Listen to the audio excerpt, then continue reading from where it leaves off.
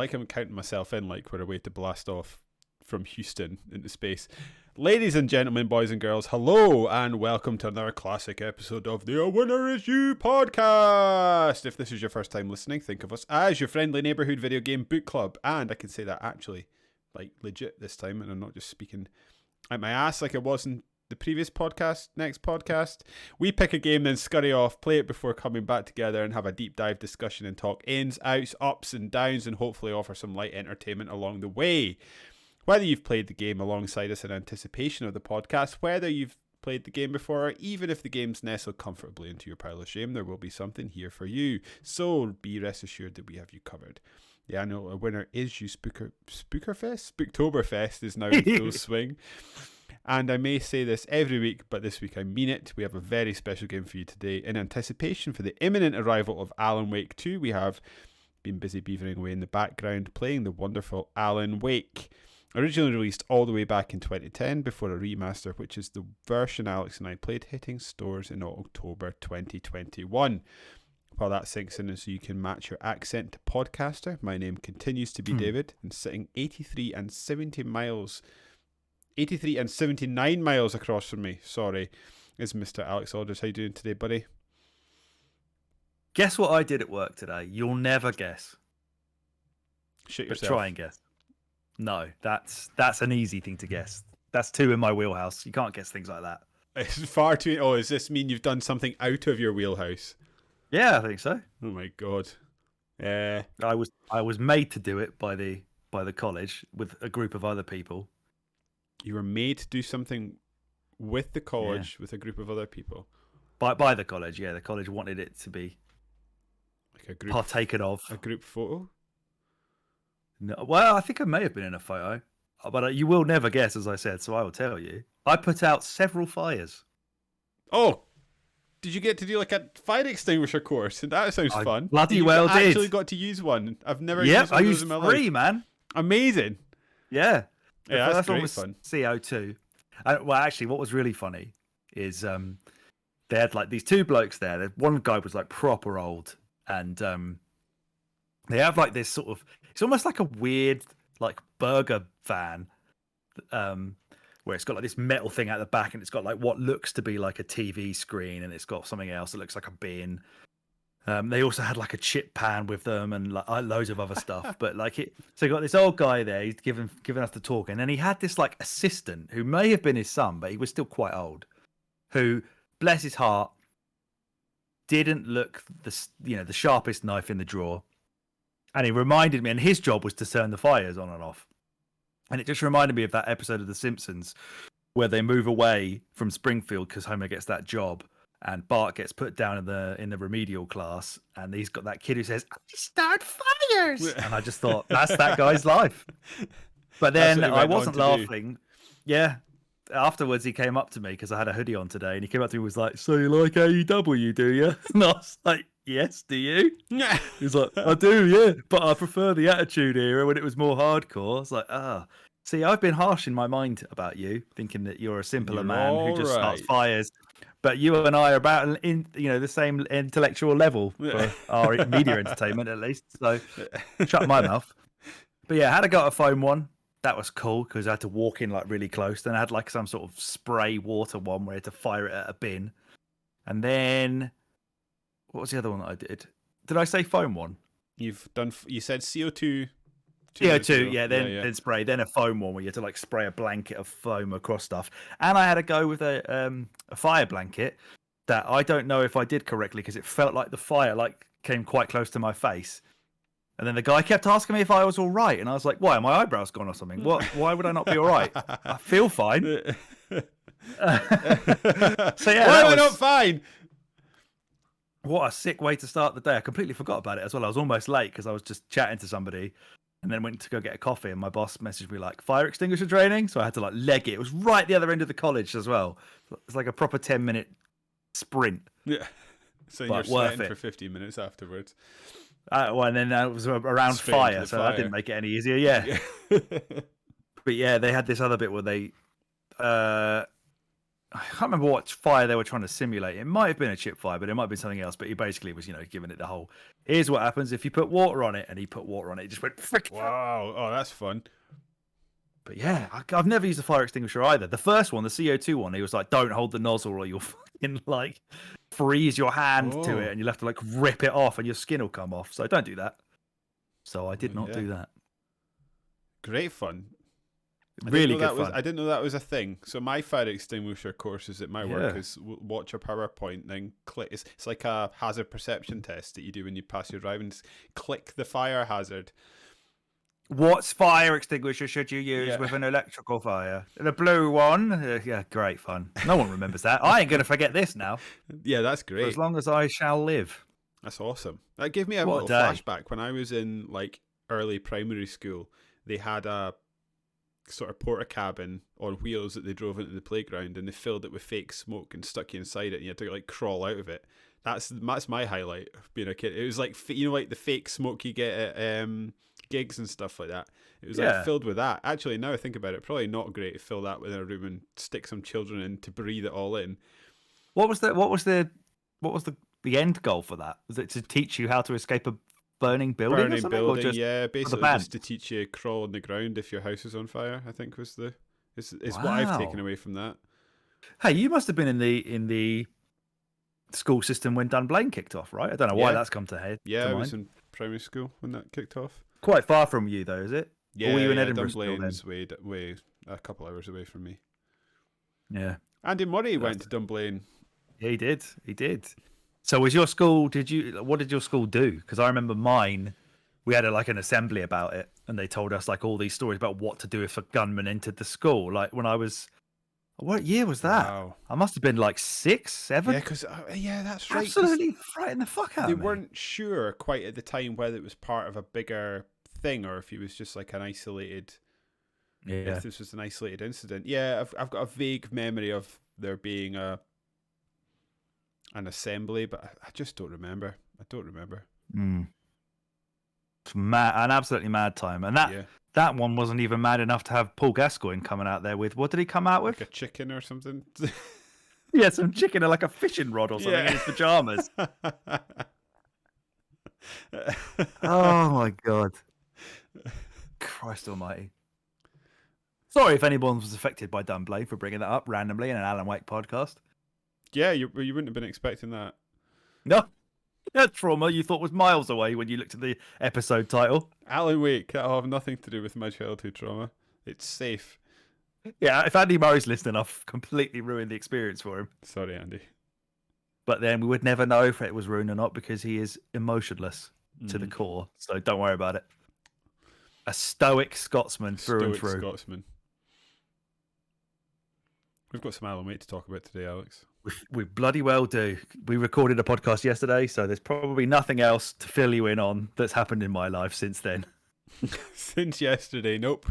Apart from your fire extinguisher course, which was pretty good, to be fair. Yeah, which was pretty significant. I did not expect to have something as interesting to talk about as that from one day to the next. No Life's just a roller coaster, isn't it?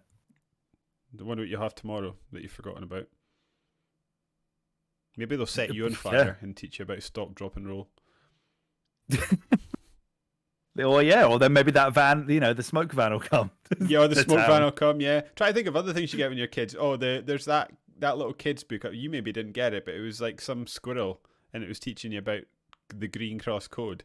And it was like, had a song that I've totally forgotten. It was like, Stop, Look, and Listen. So maybe they'll just take you to a motorway. I remember Stop, Look, and Listen. I do remember that, actually, yeah. Teach you how to cross the road and just fire cars at you at like 100 miles an hour. Like in Alan Wake? Yes. I spent a lot of time getting it's actually a bit of a surprise my Alan Wake's still alive because he got hit on the head with massive train cogs. Mine definitely got hit with a deer float.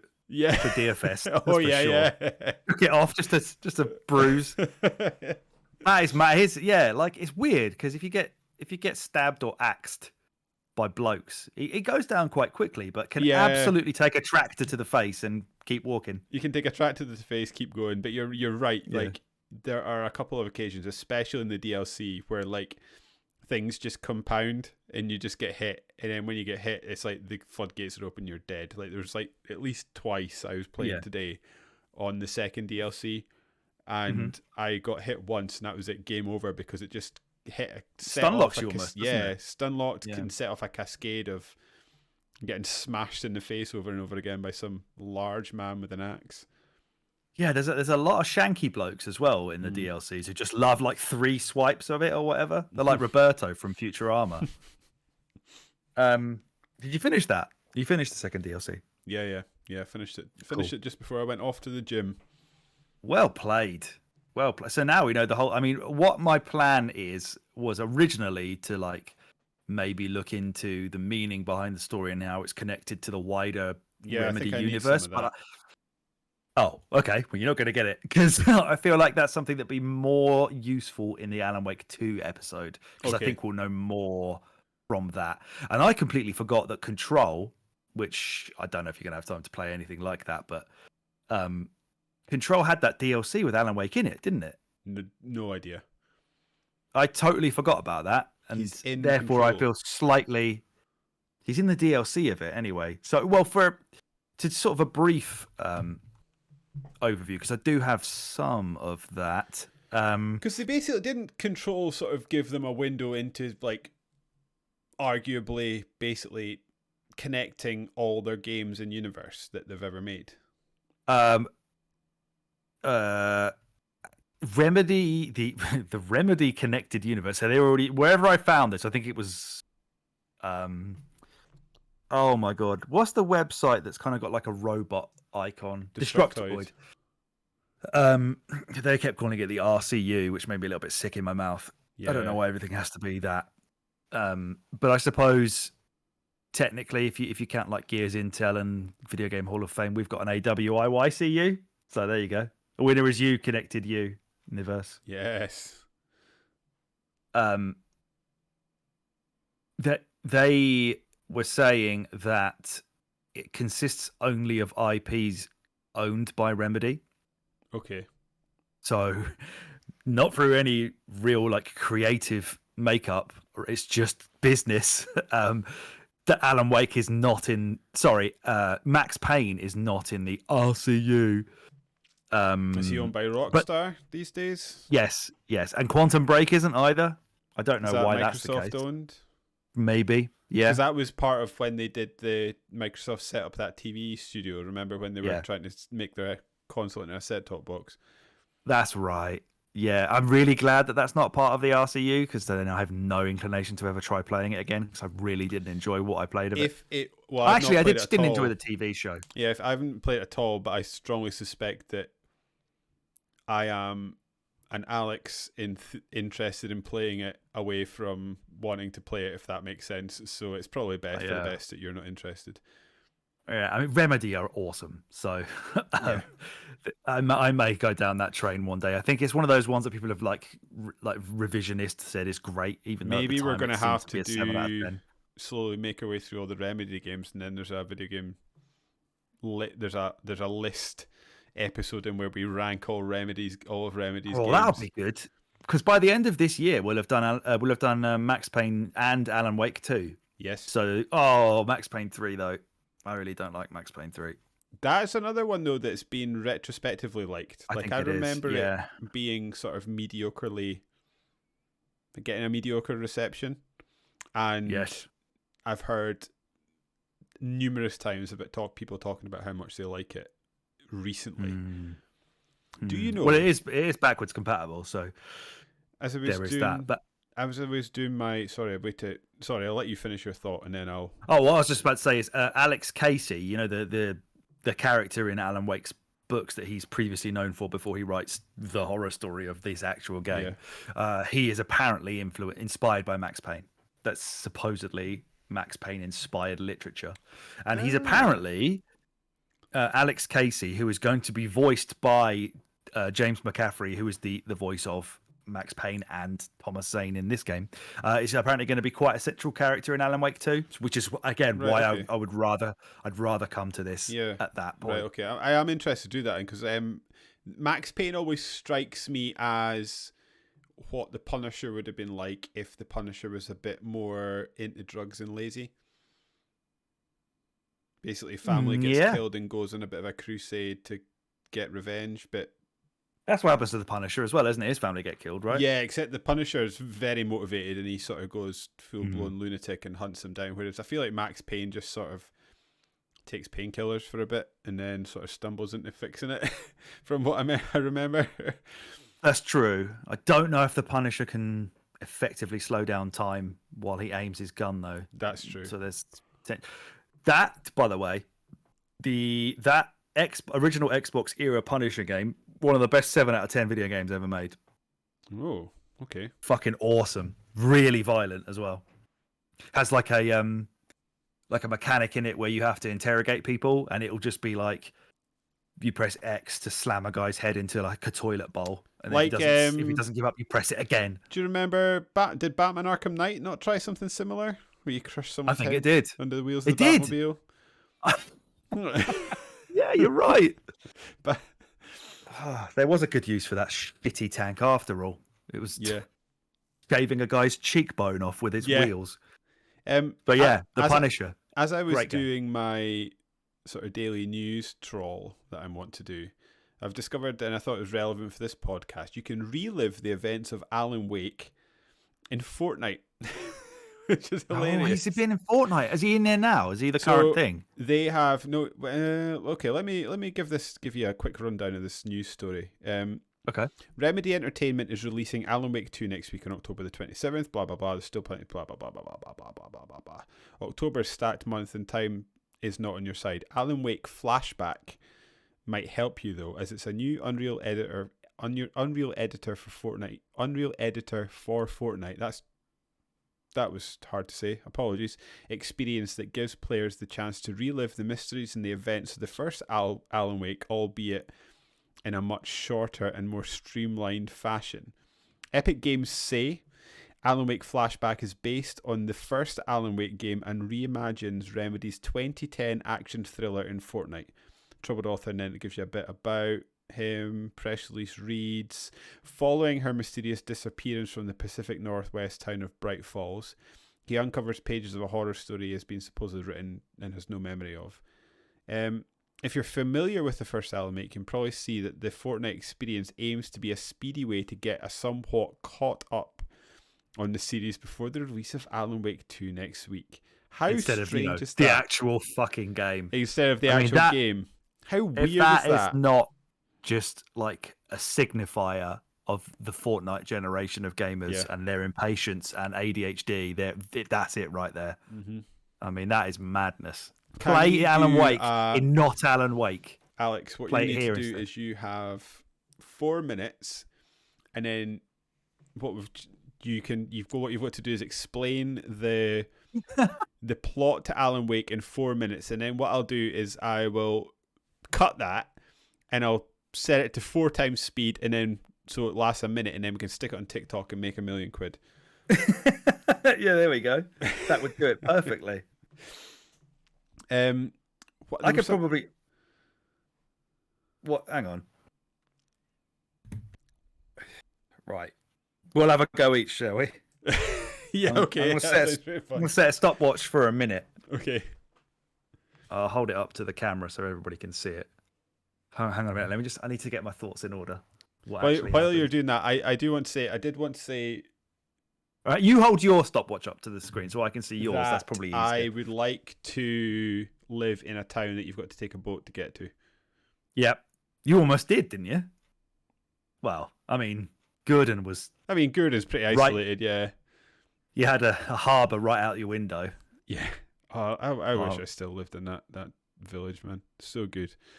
How do I get to my stopwatch? Here we go. Right. Timer. Nope. Stopwatch. Right, okay. Are you ready? I think so. Ding, ding. Right. 3, 2, 1, go. Alan Wake is a writer who has writer's block. So he goes on holiday to a weird town in Washington with his wife that he thinks is a holiday, but she's actually tricking him to try and get better at writing.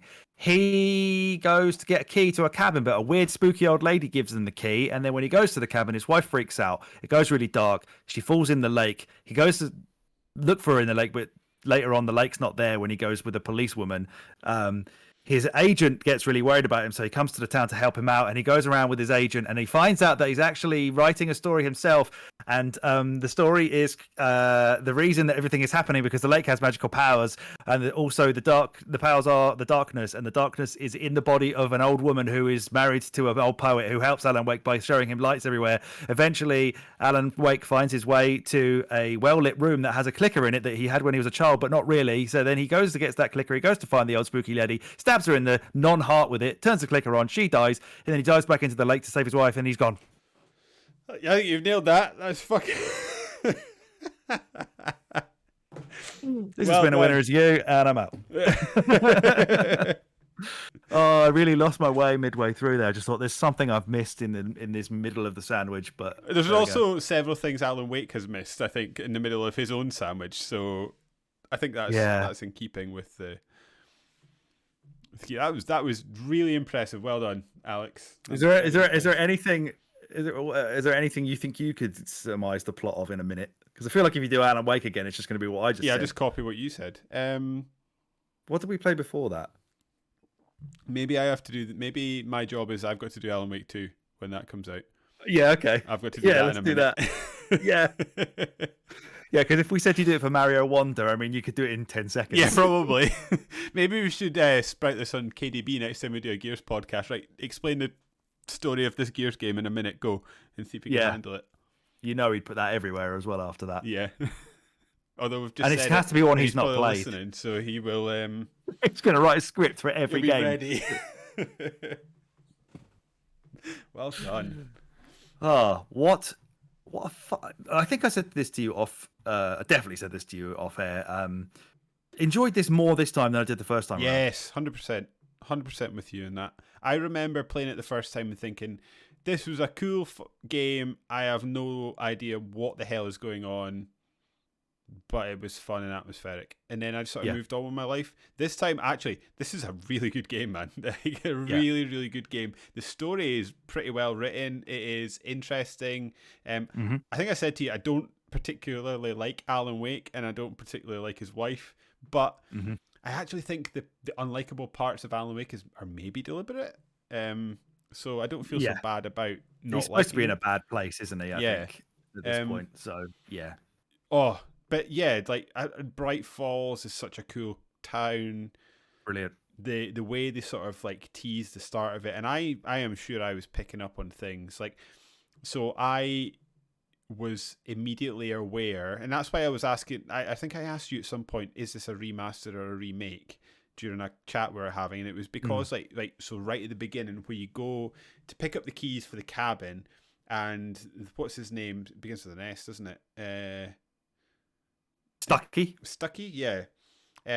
He's not there, and so you go through the back to try and find him. You encounter the old lady that gives you the keys to her cabin, and as you leave, Stucky runs out going, "You forgot your keys." I clicked right away that they had got keys to the wrong cabin. I definitely did not do that the first time around. I wonder where they were actually supposed to be staying. Yeah. Interesting. Yeah. So they went to stay because that's why the place disappeared. I guess, because it was obviously linked, because it wasn't Stucky's. But then Stucky's, like, in episode 1 quite a lot as being a possessed smoke He guy. isn't, yeah. But also, is the cabin an illusion? All the time? Because the volcanic event that sunk the cabin to the bottom of the lake, Cauldron Lake, was written in a poem by Thomas Zane. After to try and contain the darkness, because then he basically wrote himself that diving suit so that he could sort of stay down there or something, or maybe we wrote that. I don't know. The meaning of this game may be clearer after we've done two, so we'll come back to things like that later I think on. it's useful, but it's also kind of going to be fun and interesting trying to tease it apart, because I think in much the way that, I'm not going to call this high art, but like art is interesting in that, like, there's many layers to it. I think you could create a pretty compelling narrative to say that nothing that happens in Alan Wake is actually happening, and it's all in his head. Like the way that Barry appears out of nowhere time and time and time again. Like I was convinced for the most of the game that he wasn't actually there and that he was in, because especially the bit where you're in the psychiatrist's sort of retreat, you just walk into a room and he's standing there waiting for you. And I was just like, he's not actually real, is he? But then the policewoman speaks to him directly. Yeah, on several occasions. Him stay in the police so I was later, like, doesn't she? So okay, well, he must be real then. But then, which makes me think the whole thing is perhaps happening in his head, because just the way that Barry goes around and sort of finds himself in places and stuff like that, and like he is present but never really directly, other than when the policewoman speaks to him directly, including in the narrative. Even like when he's in prison, that you wake up and it's like, oh, we're in prison now, are we? And it just like Alan Wake has been taken to prison, and it's just like Barry is almost a figment of his imagination. But then there's the odd thing that happens that you're like, oh no, he's not. But then it makes sense if everything is happening in Alan Wake's head, which the DLC maybe alludes to ever so slightly. It certainly alludes to the fact that he is still in the dark place and in control of it through his writing, because the dark place has a power that makes literary fiction come true, which he's in Alan Wake 2, right? Because that's the sort of the key gameplay loop is you play an FBI agent and Alan Wake, and you can switch between the two almost at will. And Alan is in the dark place, and the FBI agent seems to be in the real world. Well, and I assume based on the ending of the DLC, the second DLC writer, where Alan begins to write the book Return, which is supposedly his way of escaping. That's Alan Wake 2. I'm assuming so. Shit. Yeah. Good. I'd like it if it was. Yeah. I would like it if that's how it goes. Because he's writing his return. Because apparently his difficulty to escape the dark place was centered around his fear of it, which is manifested in the emotional wreck of Alan Wake that he finds on the floor in the cabin, and he has to like touch him, doesn't he? And then they sort of merge together. So that's kind of how he controls the darkness at that point. But I'm assuming that has to be it. Are you able to explain Scratch to me? Because I couldn't quite get my head around him. Is he like the physical manifestation that's in a mental home in the real world of Alan Wake? He's definitely another version of Alan. And I didn't properly look into it. I did see somebody talking about it. But it's when you first meet Scratch and you're told that he's who he is. He's got a plaster on his head, and the real Alan Wake doesn't. You start off as Alan Wake with a plaster on his head. So are you Scratch when wakes up after the car crash? Would you like me to? Because I did find a video about it. I don't think it'll take very long. I can quickly watch, see what it says, and then I can try and explain what is going on. Right, okay, hang on. So it says, he's saying here that Mr. Scratch was born out of his arrival and disappearance in Bright Falls. And he's like Alan wrote something, I don't know where this is written, but he says, he's every mean-spirited tabloid story about me, an evil caricature, a creature formed in the vague territory of misconceptions, half-truths, and the dark imagination of people who heard a story about me, an urban legend made flesh, a serial killer. So this is apparently sort of linked to where people were talking about Alan Wake having drinking problems and attacking the media, like similar to you said that you didn't like Alan Wake on the TV talk show. Yeah, so this guy seems to be suggesting that's Mr. Scratch. Okay. So when I said, were we chatting earlier when I was like, I think, or was it that in the podcast yesterday? I think I meant, or was that earlier tonight? I think I'm meant to not like him. That's right. Okay. Yeah, that makes sense. I get that. That's cool. Yeah. Okay. This game is apparently it's layers. I think that was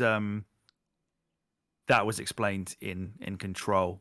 So there's maybe something in that narrative that probably because that's where obviously that's the first game that established that they exist in the same world, and the Federal Bureau of Control, which is where most of the game of Control takes place, that has this whole thing about certain like items being like items of power, and apparently they have like the clicker in there that they study is like one of these items of power, and there's lots of people studying Alan Wake and what he's been doing from afar. But apparently, this is the FBC is going to play quite a key role in Alan Wake 2. Cool. So it said something that Destructoid article just said, we may have already seen hints of the FBC in a prior gameplay trailer, which featured Artie, who I can't remember, but apparently he's a janitor in the FBC in control. The entire process is quite exciting to Lake, who is enjoying the very tasty opportunities of referring and doing callbacks and adding extra layers of meaning, building a kind of a web. Awesome. So, yeah, I think now I've played Alan Wake, I would like to see those tendrils and how they stretch into Control. But I think the Control DLC is where they talk about Mr. Scratch, that bit that I was just they really sort of there. lean into it. Yeah, I will give them their due, actually. Maybe it's from an era, because like, I don't know, the era, this was sort of early era where downloadable content was a thing. So yes, it actually was better then than it is now. It feels like a DLC generally feels like a bit of a cynical cash-in these days. But like, yeah, the DLC is genuinely good, and it's nice to hear that. really good. Control seems to keep that going, in that like the DLC is meaningful and interesting. I will say I would have preferred they didn't. Did they? I don't know. I don't know if I feel like that. I think I said to you in a previous chat that we've had that I was concerned that they had wrapped the real ending up in the DLC. If anything, they just sort of fluff it out. They just elaborated on it exactly. On it and build on it in a meaningful way. I don't remember being aware that this is another thing where I feel like I'm picking up more the second time I played this game from what I did the first time. I don't remember being aware that his wife got out at the end. I remember that it's not a lake, it's an ocean, and then it cuts out and being like, what the fuck are you talking about? I don't remember his wife coming back. I had obviously like skimmed by that in my brain. Another example of something I'm appreciating more second time around. It's just, I guess it's just a bit older and a bit more cognizant, because I don't think it was. Maybe I was confused enough at that when I was younger at that time. I just wasn't paying attention by that point. But yeah, I feel like I'm certainly more appreciative of this game now than I was a week ago. Yeah, I know that we had, because the game was delayed so much, we had a lot of time to acclimatize to what the game was no longer going to be and what it was instead.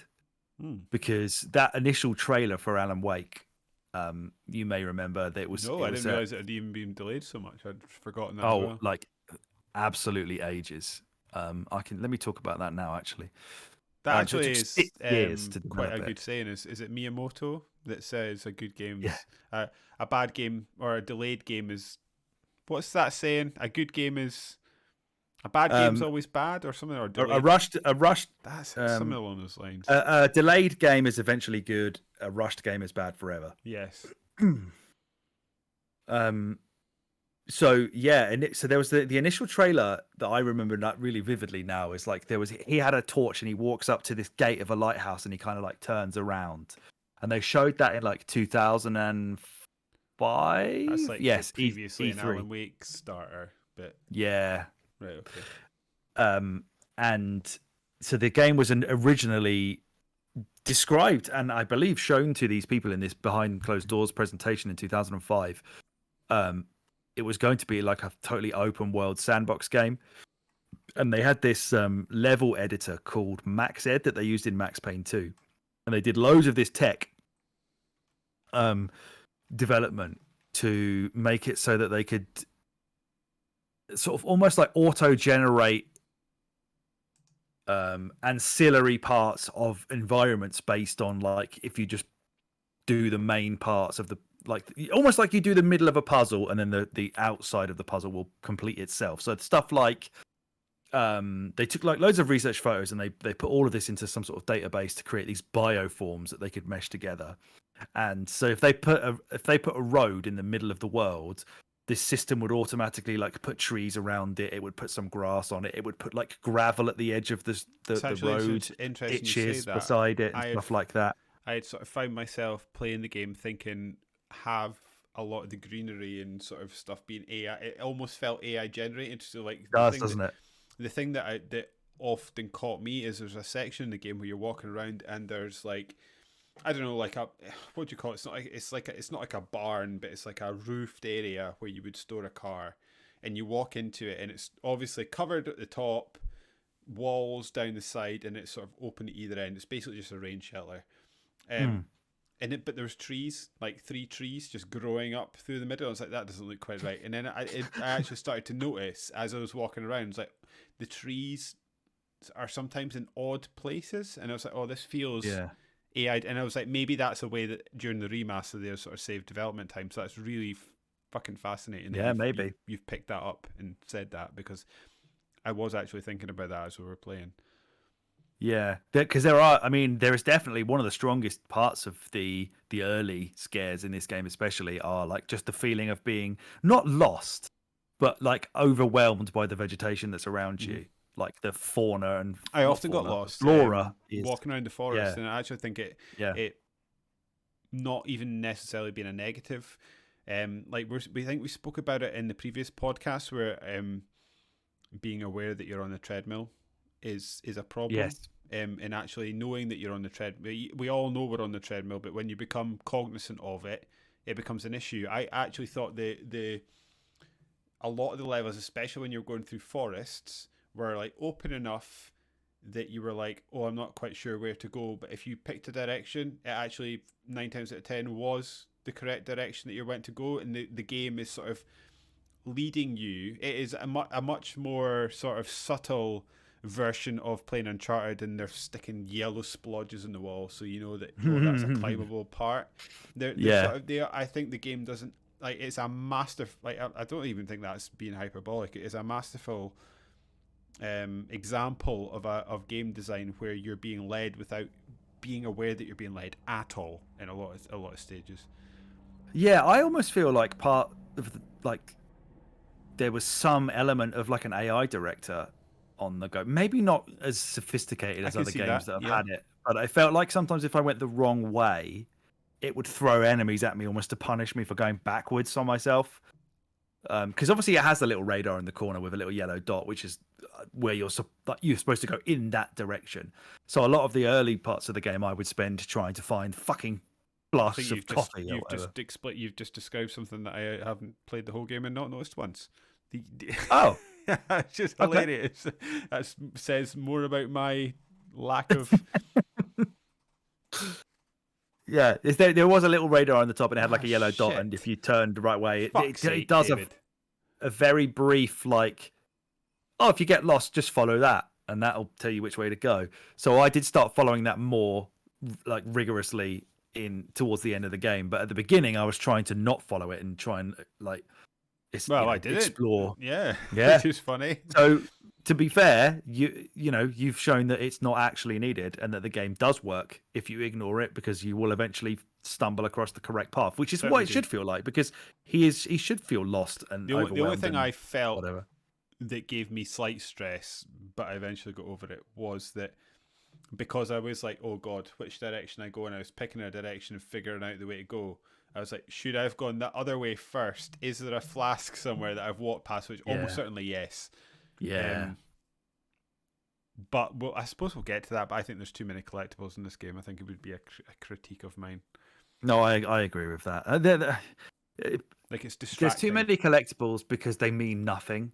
And they are just pressing a button on something that's just placed in a stupid position. Like, if they actually had any effect on the game whatsoever, I'm fine with it. I guess the manuscript pages do, because you can, I'm fine. You can almost read what's coming up. Yeah, I'm fine with the manuscript. And even to be honest, I'm not like, I'm someone that's known for, like, in Uncharted games, so I'll complete the game and then go back and get all the collectibles. So I will do so. Like, I don't even necessarily have an issue with the like the thermos flasks.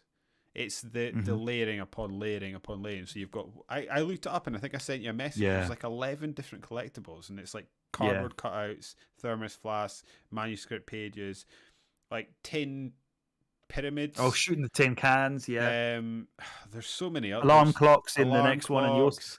The video games. Video game, there's too much. There's too much. Yeah, they didn't need to add collectibles into the DLC. That seems like real peak era 2010, achievements. Like, we need Yes. achievements. Yeah, Let's spot on. put some collectibles in it for that. But on the forest as well, actually, apparently they went to, because obviously they're from Finland, right? That's where Are Remedy's they? from. Interesting. I think Okay. so. But so they went to scout locations in Washington State, Oregon, and British Columbia. They were obviously massively influenced by Twin Peaks, and as I said to you the other day on a podcast that's coming up for those listening, I watched the first episode of Twin Peaks after this, the pilot episode, and it looks exactly like Twin Peaks. Apparently, they took like 60,000 photographs when they went and did this location scouting, and they did photos of like towns, diners, and they even camped out in forests like overnight and just took loads of pictures of shit. So I think they nailed it. I think if they were going for a look of this has to look like Twin Peaks and feel a little bit like Twilight Zone. They smashed it. Yeah, they've done that, and I've also done like a lot of camping in the middle of nowhere. You have, and they do a good job of representing the absence of light. I think they do, where you can sort of eerily still see quite a lot, but yeah, there's like a sort of dark haze over everything. Yeah, they do an amazing job of that. I'd be interested to see if you go back, is there a light source somewhere? If you looked around enough, that'll always be guiding your way to the next point of yeah, that's really interesting. I bet there is. Were you somehow stumbling across that when you were just sort of walking around effectively blind to the to the radar? Yeah. Were you just seeing a bit of light and going, right, there's a radar I missed out. How did I miss that? Also, it's so like kind of see-through in the top left, so it's not like it doesn't have anything map related on it. It's just some circles with a yellow dot. I also think there's a certain amount of, if I'm being fair to myself, because I generally stream a lot of the podcast games that we're doing. My eyes are constantly flitting to the chat box to see if that's my fault, to see what you're saying to me. But no, actually, like you're Joe are mainly the people that will speak to me. So I do appreciate it. It's not a moan or a criticism, but yeah, I wonder if that's why I'm missing stuff, because I am paying attention to other things. Yeah. Apparently, when it was still in this open world state, there was supposed to be a day and night cycle as well. So is this something you're going to get to? This was an open world game at some point. Because I did. Yeah. I guess. I don't want to derail, so yeah, we can come back to that. Sorry, I'll let you continue your thought. I am trying not to interrupt. Okay. So yeah, during the day, apparently, in this open world version, like Alan was supposed to go around talking to NPCs. You could get missions from them. You would supposed to gather supplies for the nighttime when the combat's going to happen. So you'd be able to do stuff like set up generators, get portable light sources, build campfires, and just sit around and wait for it to go to nightfall. Really cool. I do quite like the sound of that, actually, because I do laugh when I go back and play this game at like how often they sort of try and quickly make it so that Alan falls asleep or something happens and it becomes nighttime like that again. Yeah. It's like you'll get a bit of the daytime, you'll maybe drive or walk somewhere, talk to one person, then he's drugged. Oh, they've got drunk. Oh, he's been sat in a prison cell. Like there's the way that they keep making it so that the daytime just disappears from back to nighttime again. I always find really funny. I honestly, I'm now thinking I want to play both these versions, because I came away from playing. Some people have, which is cool. The game thinking it's the car sections that hit me, that I was sitting thinking probably today actually. Did this used to be an open world game? Because it feels like there's the odd bit that just feels open worldy, and then it's a bit. I'll shout it out. There's another game I've played fairly recently that does exactly the same thing, that feels open world. The Last of Us 2, for goodness sake, feels like it starts off by feeling like it's meant to be an open world game, and then they just abandon it after like 4 or 5 hours, and I'm like, that feels like it used to be something. Halo 4 is another one that feels like it used to be an open world game. There's a bit where you got to walk around a camp and speak to people.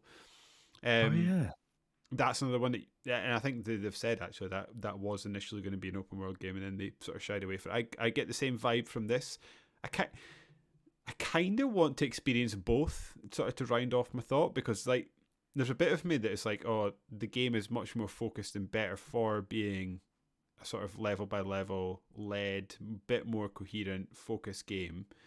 But then Yeah. also the stuff that you've just described actually does really sound actually really good as well. Yeah, If but they could have they fully realised it. what that first part of what you said there is basically their reasoning behind why it isn't. So they apparently said that we all know that Remedy, certainly as they've gone on and on and on as a studio, are really story focused, even though they do make very enjoyable games to play. So they said that they felt that the story was like robbed of urgency by the fact that you were just dithering around in town, like pottering about, talking to Yeah, I people, can see and that. the key point of this game is that Alan is supposed to be looking for his wife. So if he goes to get Yeah. side missions, why is he ignoring that his wife's gone? That's also though the problem with most open world games, all right. I mean, like, Well, we've said this many times. yeah, The right? Witcher That we just 3, fuck off and he's ignore looking for stuff. Ciri, and he spends a lot of time fucking about, like, going around picking up daisies and stuff like that. That Red Dead Redemption, another game you mentioned earlier on, does exactly the same. He's looking for his family, yet he fannies about for tens and tens of hours. Like, yeah, this is Yakuza's a the king thing. of that. Yeah. Dick around doing some karaoke and go and play pool for a bit and electric darts. Oh, I need to have a quick go of Super Hang On first, or whatever it is, before I go deal with this murder that's taken place. But yeah, they just really wanted the game to be a thriller. They wanted it more like a roller coaster. They basically said, like, if they gamified it too much, it detracted from that, and they liked the flexibility of the linear environments that allowed them to mess with things like, are you going to have a bit more of an open, wider area that you're going to be in a car, like towards the end of the game mostly, or is it going to be more narrow and oppressive and sort of stealthy parts, like when you're running from the police or when you're in the early stages of the woods and you've got guys coming at you from all angles. So they wanted to try and direct it how they wanted it to be experienced, rather than just let you fuck about and then, oh, it's nighttime and I can go It's anywhere. probably a better game for that, but I can see the appeal. Like I said, I can see the appeal in the other incarnation of that game. Yeah. We talked about the fact that we played the remaster of this game, and apparently that was only possible because Remedy actually had publisher options to pick from rather than just being Microsoft, because obviously this was a Xbox 360 exclusive. And there was some controversy apparently about the lack of a PC version, because they promised it, then they cancelled it, and then Microsoft actually had to come and like back them up with some lies and say some games are more suited for the intimacy of the PC and others are best played from the couch in front of a larger TV screen. The most compelling way to experience Alan Wake was on the Xbox 360 platform. This decision was about matching the right game to the right platform. And then apparently Remedy got really fucked off about that. Into a TV. Yeah, exactly, which is what I do. Yeah. But Remedy apparently got really annoyed by that and pushed for them to make a PC version, which came out like 2012. Okay. But because they initially picked the Microsoft option because Microsoft said that they weren't going to own the IP forever, like it was only like a timed ownership of their Alan Wake IP, which is why the remake has now come out on PlayStation as well as Xbox. So fair play. That's cool of them to give them that sort of a thing. And then as we will go into on the next podcast, the problem that Alan Wake had, it seems at the time, other than the massive delay, that if you weren't ready for it and you were still expecting it to be like an open world game, the way that it was marketed initially, maybe you and I felt that way, because I do remember feeling disappointed in it somehow. Perhaps that's why we didn't appreciate it as much as we did back then. But another reason for that is that it came out on the 18th of May, which was the same day as Prince of Persia Forgotten Sands, Split Second, and Red Dead Redemption, and then a week later Mario Galaxy 2 came out. So I mean, I love Split Second. I'm going to buy it. That's backwards compatible, by the way. I really want to play Split Second again, yeah. Red Dead's one of the best games ever made. And what did you say? A week later, Mario Galaxy 2 came out again, all-time great platformer. So yeah, it sold 145,000 copies in its first 2 weeks, whereas Red Dead sold 1.5 million. Unsurprising. Yeah, it's a cult game for a reason, I think. Yeah. But the remaster, they've definitely done a lot of work to it, more than I expected. Like, it's easy to just look at it and go, well, this is just Alan Wake in HD, but it's not. They've redone like the faces, and I swear they've done like some proper tidying up of a lot of the assets as well. One of my favourite bits is at the start where you're on that sort of barge taking your car over to Bright Falls, and his wife calls him handsome, and then I don't know, just the way my camera spun, he just looks like this doughy, kind of fat dude. I was like, we've played a lot of games recently where people's faces are not how they're being talked about in the game. I didn't realize this is out on Switch. This came out on Switch like last year, basically a year ago to the day, 2022, almost like 20th of October 2022. This came out on cool. Switch. It's on there. I wonder if that version's good. Won't be. Probably not. Probably not. Not sure that's the place to play that game, but it's nice that people that only have that console can sort of still play it. So yeah, it's true. Let's not shit on it, but I'm not rushing out. Based on what was the game you bought? Oh, Layers of Fear that you bought. Can't handle that. Then yeah.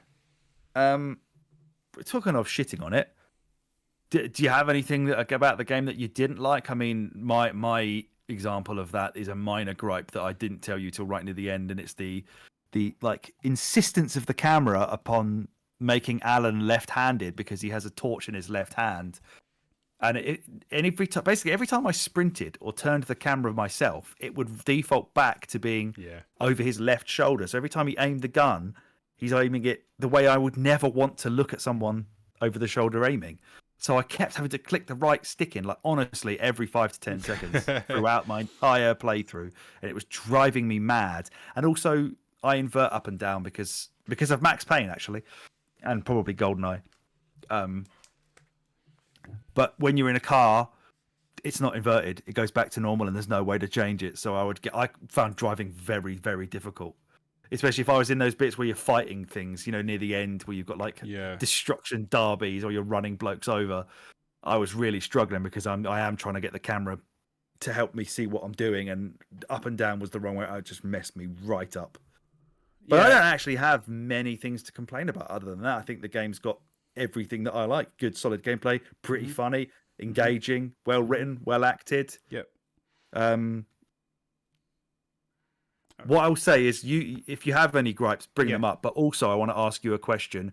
How do you feel about cinematic endings? Okay, so in a video I game? do have. I've got a few minor gripes, but none of them are really like game breaking or like ruinous of the experience. They were just sort of slightly annoying. One thing annoys me, and it annoys me in a lot of games, is the fitness of the character that you're. Oh, actually, that was annoying.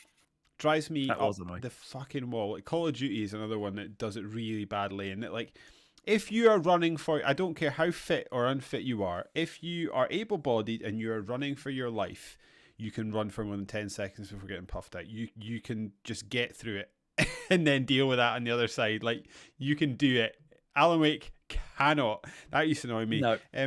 Particularly, I did notice that his jogging speed is too slow, and I noticed that you were using the sprint from like getting to one bit to the next. But I basically had to tell myself by the end, like, if I sprint to where I'm going next, I will get there, and I'll be fucked when he gets there, and I'll get attacked, and I can't dodge. You can only use it basically when you're trying to get away from stuff. Yeah. And even then, it's not going to work. Those dudes can run fast. Yeah, but there was one where there's a bit in the DLC where you end up with a load of flash, sort of like flares. And I got to the point where because they were throwing so many enemies at you, I was running through a section, I was sort of running and then jogging, and you could hear someone come behind you, crack a flare, and then you could sprint away, run, crack a flare, and basically you could sort of keep people away from you using flares. That was really fun, actually, and I suspect probably deliberate. I felt like such a fool when I watched you pull the generator with having dropped a flare while you were doing it. I never did that once. I kept getting my ass handed to me. I was getting so frustrated that I couldn't quickly pull the fucking thing. And it's just drop a flare and they'll leave you alone. I can't believe I never did it. I thought you were a genius. Things still at you into the light, which is with amazing accuracy considering it's in the dark. Yes. Very Resident Evil 4, that is. Getting hatchets chucked at you. I wrote down a bunch of things I didn't like about this game, and now I can't even read my own writing. Particularly in the typewriter. Yeah, I do. I honestly got within millimeters of Googling modern typewriters to see if they still make them. I was like, oh no, don't do it, don't do it. Anyway, I wonder if they do. They must do. They must do. Like a low They use them in profile, courtrooms, nice, don't they? cool typewriter might be fun. I think it would be quite fun. Yeah. Anyway, particularly in the DLC, but there was occasions in the main game. I don't think the platforming's always up to scratch. He's got the. I think I said to you that this feels very Max Payne, and you can tell. Obviously, we talked about it earlier. They use this like Max Ed level editor from Max Payne 2, but the movement of Alan Wake feels so Max Payne, and the jumping in Max Payne is bad as well, and the platforming. Yeah, you're right. And there's bits where it's like it's wanting you to like Max Payne is worse, but it's wanting you to do quite precise platforming, and the control scheme just does not afford for that. There's obviously those things as well where like it tells you that your A is jump, but it will also let him climb up things. But there are so many things he could easily climb with the press of the A button, and instead he just jumps and scrapes his knees down it and then doesn't do anything. There's the bit where you've got to where you get smacked in the head by the deer float. Yep. Where the road's blocked. If this was real life, you could just squeeze between the cars, but no, you've got to go all the way around. The other thing that bugs me is like, and this is again not this minor, and it's not necessarily an issue with the game. It's more video games as a whole. I don't like stun lock. I really don't like. I get instantly frustrated when I get my control taken away from me. Yeah, and there's like I said, there's a couple of times where I got stun locked to death. So like got hit by something, and then just because there was other people around me, stun lock, dead. And I was just like, well, there's absolutely nothing to do with that. I encountered. I do prefer being stun locked and then ganked. If that's if I haven't managed the crowd correctly, they will overwhelm me. I prefer that to being instantly killed in one hit by something that we're not going to talk about. And Evil Within 1 does it a lot as well. It has a lot of instant kill enemies. That shit I hate far more than having been stun locked. No, you're totally right, and that's why I say both of them suck though. It bubbles an inner rage, but when I'm being sort of coherent about it, I'm just like, well, I just didn't manage the enemies properly. The other thing is, it was rare, but I did encounter a couple bugs that were pretty heinous. Like, there was one. So the two that jump out in my head jump out right now, but there was a couple, more than a couple. Sorry. At the end of the game, sort of the last cutscene of the game, the dialogue just cut out. Just went. Oh, did it? Just went dead, and I was like, "Is my headset gone dead?" And I pushed the menu button, and I got the menu button noise you get. Everything was fine. Just the game audio just went totally dead for the last cutscene, so I didn't hear any of the audio, and I just had to read the subtitles.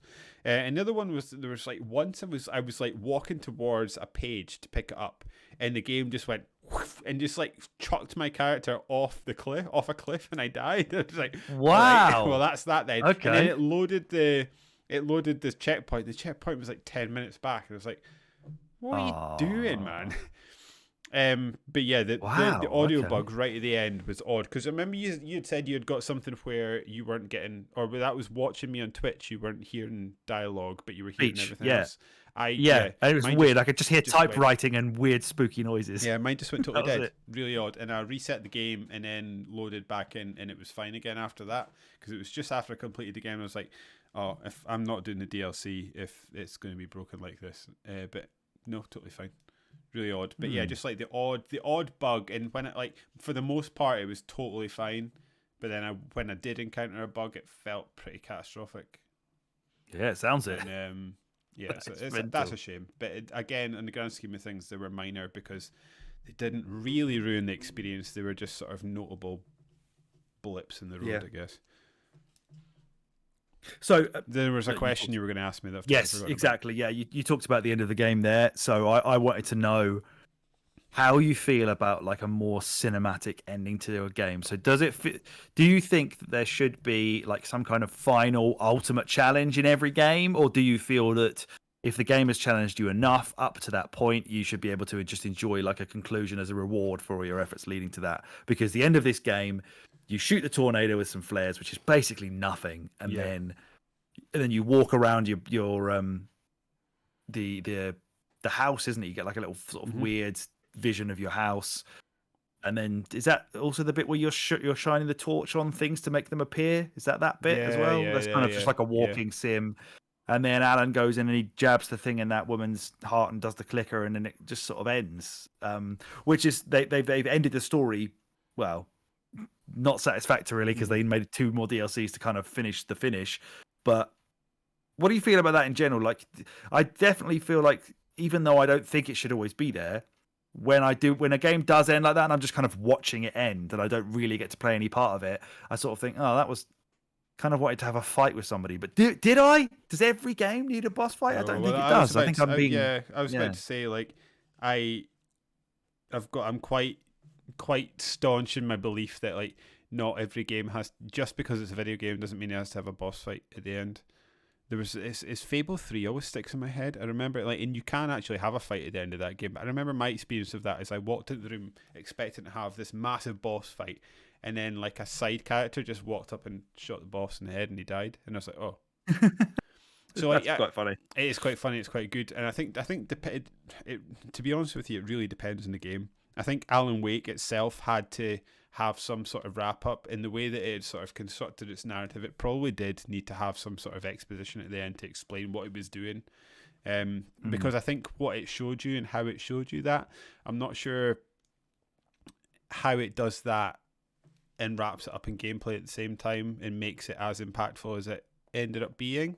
Because you've seen, I mean, the end boss is disappointing, though, I will say. The tornado sucks, but the actual old crazy woman herself, Jagger, whatever her first name is, Barbara Jagger. Yeah, like, she's not portrayed as having any sort of specific power other than a way to coerce you to writing about the dark place, and she's been embodied by the darkness. But the darkness is an overwhelming entity that's causing all the townspeople to attack you, which is her power. So if you've gotten through all of that, really, she shouldn't just like be the granny from fucking Resident Evil 7 and turn into a giant fucking anus on the ceiling. No, I think that makes the game worse. I think in this instance of Alan Wake, I'm struggling to think how they would have done it better. And they also sort of maintain the unknown about Barbara as well. Like in that they don't sort of shoot her load. I think we speak about this in horror games all the time, and that as soon as they sort of reveal the big bad in movies, often movies lose their scariness. They don't do that with Barbara. She sort of keeps her mystique, I think, in the way that they sort of unfold the narrative, which I think is beneficial. She's still a threat. She's still dangerous. She's still scary, and she doesn't ever come across as hokey. She's always quite spooky and scary. And I think if they had done a big shine your torch at a massive old woman with some spindly arms coming out or something, it probably would have undone that in some way. So I think in this instance, for me, I'm fine with it. But and it also doesn't work, right? Because the darkness is supposed to have taken her as a host.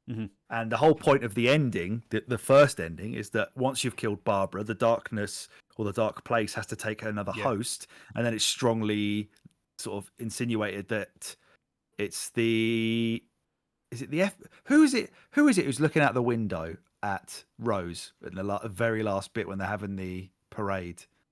I don't think it's Rose that's taken over. It's the police officer. Is it the FBI guy? Yeah. It's the FBI. But that's guy. That's the theory. I think is that it's she's him now. moved on to him. The darkness has found a new host. So effectively, all you've done is killed the host of the darkness, and it's just found another one. Awesome.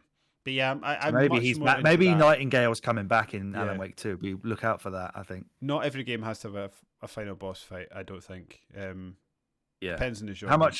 How much have you listened to the back page pod where Matthew always goes on about how every game should end with fighting God in space? Have you heard him talk about that? No. Yeah, he's big on that. So I just thought about that as so much. I think it depends. When this ending happened. I think it. But this is such a narrative heavy game. I don't know how. You've said it perfectly. How do you make it gameplay? I don't know how. A big tornado with some cars around it, maybe not. That's probably not needed. That feels Resident Evil-y to me, and Resident Evil's got that wrapped up. Your other option is the Gears of War thing, walking with your ear and you're like on a phone, having a chat on a phone. That sucks as well.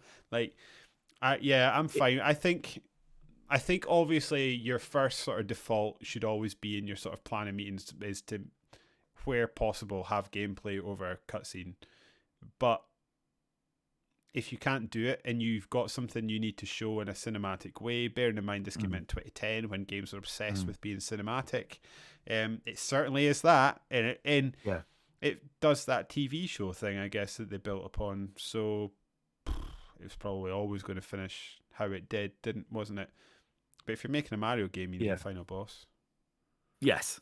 Yeah, because he's supposed to be more powerful than you in a physical way, I guess, rather than a... They also do it. I mean, like, in the DLC, they do the boss thing. Do you think it's better for that? Do you think it would have been better if they did I that? thought that Barry thing was a bit shitty. The Barry thing was rubbish. And apparently, in American Wasteland, you fight Mr. Scratch, I think, but they've actually said that's not canon. Right, okay. I don't remember that. Is it American Nightmares? Or is it... Sorry, yeah. What did I say? American Wasteland. That's fucking Tony Hawk. I was going to say Tony Hawk. You fight Alan Wake and Tony Hawk. Barry. You fight Mr. Scratch. The game is funny. Big fan of Barry with his Christmas lights on. Oh, Bazza. Yeah. I enjoy the old blokes, and I loved that heavy metal stage fight. Oh my god, that's so good.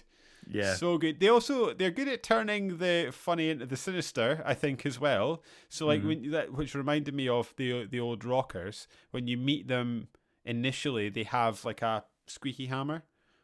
Yes. And then somehow they get hold of a real hammer and absolutely clock one of the nurses with it in the home. Just knock her out by hammering her head in.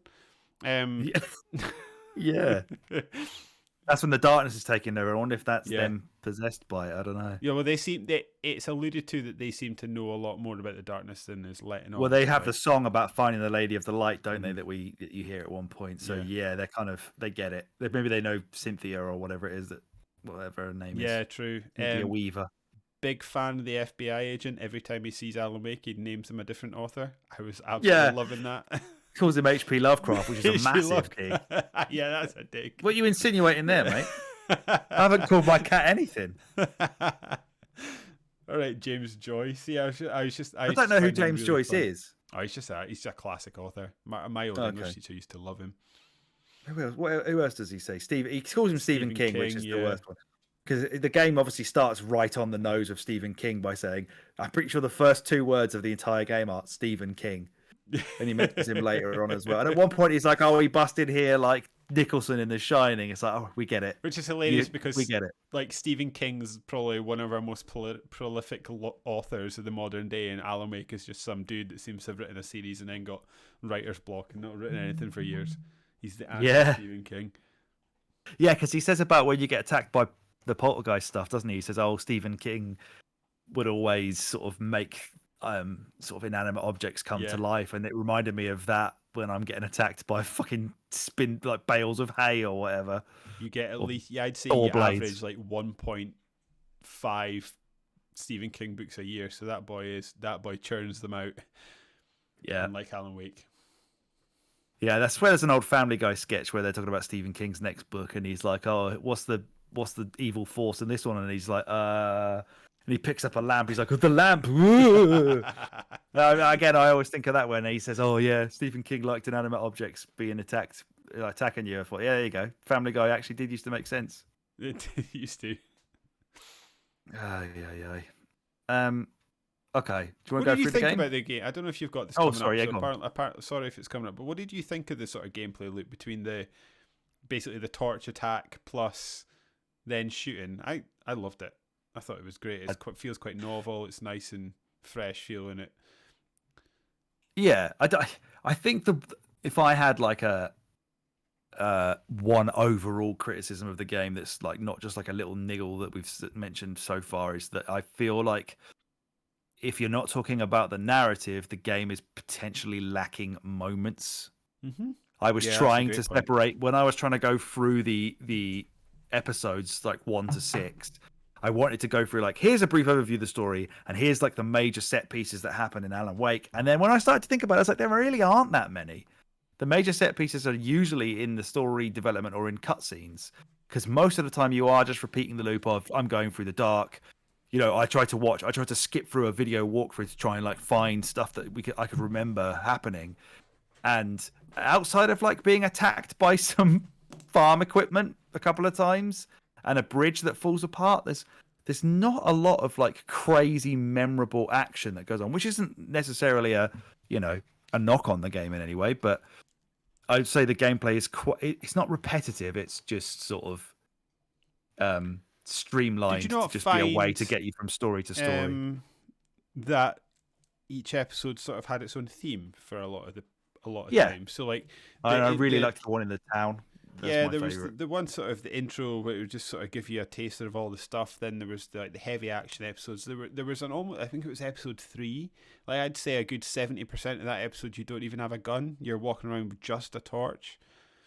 It does sort of and there's obviously the episode 4. You're in the mental hospital, the lodge thing for a large half of it. It'll sort of pick a theme or a sort of broad thing that you're going to do, and then there's like really adds to the episodic structure of how they. It does that set. Like it. I said, I know I've mentioned already that set piece at the end of episode 4 that finishes with the rock concert on a stage. I think that's 4, or is that 5?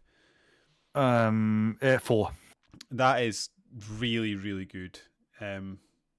So good, because it just turns everything on its head. Like you go from this really dark, oppressive thing to just there being light everywhere that you can manipulate, and I really like that. The other thing I want to mention quickly is when you listen to the people that are infected by the dark, their comments are really funny, because it's just like regular stuff. It'll be like just like a chat about paracetamol or ibuprofen, or it'll be like something just really bland, like blah blah blah, it's not good for you, or something like.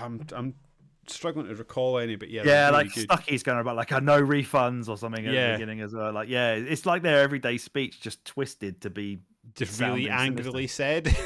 With a bit of echo and some deep voice going on. I would say the DLC potentially has more like memorable gameplay set pieces than the actual game. Like the spot on the way they play with the writing is really cool. The furnace bit in the first DLC where you can sort of blast enemies with it, and then the second one really takes that even further when you've got like you can make everywhere.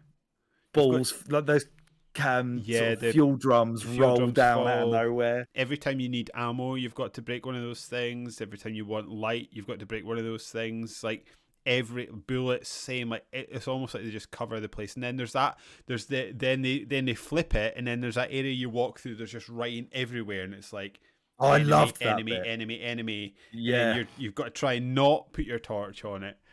Yeah, because your torch, you can't turn it off, because so everywhere you turn, you can hear it going like. On the side, like don't freaking that's birds, don't do that. And then the second one turns into that platforming thing, and then there's the DLC where you're in a sort of hamster wheel as well, which is the lighthouse puzzle, where it's like a maze, and the bit with the where you're making the rocks like clear away so that the lighthouse can absolutely wreck loads of blokes instead of like aiming at enemies, you're aiming at different things in the environment to sort of set these cascading events in motion. That's such a satisfying part, that when you're just like wiping out dudes with lighthouse flare and it just explodes them.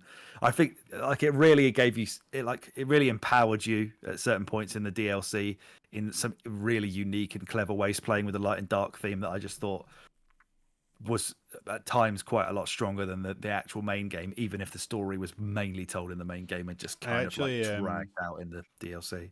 Ended up really appreciating you said something yesterday, and it was like if you weren't playing this game, the DLC on a time limit, you'd enjoy it a lot more.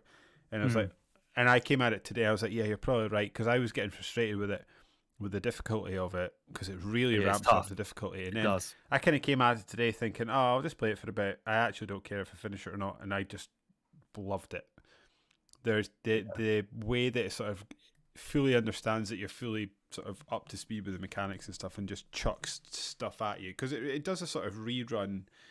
Is it the second DLC? It does a sort of rerun of the rock concert again that we've just spoke about, and but it does it does like it on slow motion and weird. It does it on steroids, and like they just start overwhelming you with enemies, and you've got to just start blasting off the lights, so the light's always going off. So little firework wheels or whatever it is. Yeah. Did you have a favorite gun other than the flare gun? Because I think it was amazing. The rocket launcher, effectively, isn't it? I liked the rifle, but You did like the hunting rifle, yeah, didn't you? but there was a couple of occasions where that was not the gun to be using, as I found out to my peril. Yeah, it does seem to at times just be like, and actually we spoke about this again. Well, I think while you were streaming, the fact that like a lot of the times Alan will it'll be daytime. Alan will then get somehow suckered into going to the nighttime and then be like, oh, I've lost my bloody gun again. Why did I put my torch down in the mental asylum and leave it there? Like, oh, come on, man. So then you have to find, and then I felt like the game would sort of feed you ammo of the gun it wants you to use. Yeah. And be like, you should really switch out your hunting rifle for Yeah. this pump action shotgun or you'll be sorry. So pump action was probably my favorite gun because by the end of the game I had a lot of that and just kept like I thought I'm not going to use anything else. Flashbangs I enjoyed as well. As a nice quick get out, just like just chuck it and see them all blow up. That was quite What did fun. you think of the driving mechanics? Somehow very squirrely. easy for me to do, like rally turns and As drifting. someone that is about meaning to have a couple of days going nose deep, head deep, face deep, body deep into Forza Motorsport, yeah, they were squirrely old mechanics. Because you'd be going in a straight line, you'd turn a little bit and be like, just like totally spin. You're like, all right, okay. Alan Wake is not a good driver. Nope. Yeah, he's driving up dirt roads in unsuitable vehicles and trying to bleed Colin McRae around every corner. It's very, very odd. I did like being in the cars because obviously running blokes over is quite fun. Yeah, that was fun. I didn't like that bit where you get two of those cars ramming the shit out of the Destruction Derby section. Yeah, you just get absolutely the life bashed out of you. I also I found that the sort of headlamps didn't feel like always thought when you got in a car the headlamps on the car should feel more powerful. They didn't feel that much more powerful than your regular torch, I didn't think. I forgot to press A to boost it for a lot of the time, and then realized it was only when I got a button prompt in one of the DLCs I remembered that there was a button to do that. The other thing I want to mention as well, sorry, I'm just firing things that are coming into my head at Do you. it. So, we were talking about bosses before. Big fan of the fact that there's like a mid-game boss where you just fight a bulldozer, basically. Yeah. So I love that kind of stuff where it's just like, oh, now the trees are after you and all this kind of shit. Like that's great. There's a bit of Lost in it with the trees falling. I thought like a few times. Was that when was the show Lost? When was the show Lost on TV? Because there's bits where you're walking along, you just start seeing trees falling down left and right. And I was like, oh, that's like Lost. Does that happen in Lost? I've never seen any of Lost. Yeah, the first season of Lost, there's a lot of like something happening in the trees, and there you see all these trees falling down and stuff like that. There's another show where that one's more definitive that it's not real compared to Alan Wake. Right. Let's briefly go through the episodes and then we can go to bed. Yeah, let's do it. So, as I mentioned earlier, episode 1, Alan and his wife are traveling to Bright Falls for this holiday. Starts off with this nightmare sequence where you get introduced to Thomas Zane, who then talks about light and gives you a torch. And does he give you a torch at that point? No, I don't think he does. He just says you can't hurt the bloke that you get attacked by. This weird nightmare. That's introducing you to the dodging mechanics and stuff. Yes, that's right. Yeah.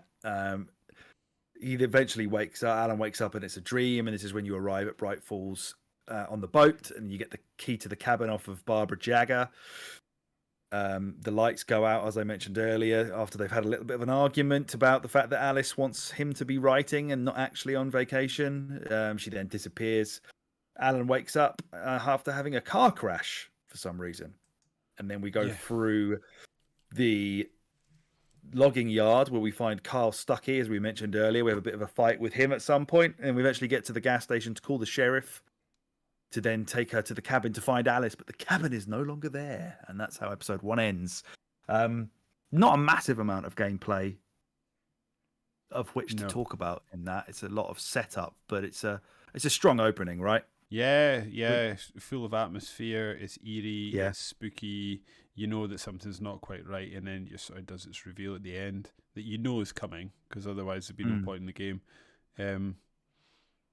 But yeah, it's set, it's scene setting, scene dressing. There's quite a lot of and I guess it makes sense in the way that it's set up. Actually, I was surprised that when you finish an episode, it says episode rather than chapter, given that he's an author. But yeah, it's definitely here. I'm a TV show. It is about an author, very isn't much it? a TV show, yeah. And it feels like that. The first episode feels like set dressing, warm up. This is everything. This is what's going to happen. This is the premise. Oh shit! Here's the hook at the end to make you watch episode 2. There was never any. In your research, you never came across any actual solid plans to release this as an episodic thing, did you? Because I wondered that if that was maybe something at some point, because obviously the Walking Dead must have been around around about that. I think it was maybe the same year, but I didn't know. I think because they took so long to get it out and they were planning to be open world, I guess probably not. It's just a stylistic choice rather than But yeah, we then move on to episode 2, which is called Taken, which starts with this flashback sequence where you're in this New York apartment where Alice and Alan live.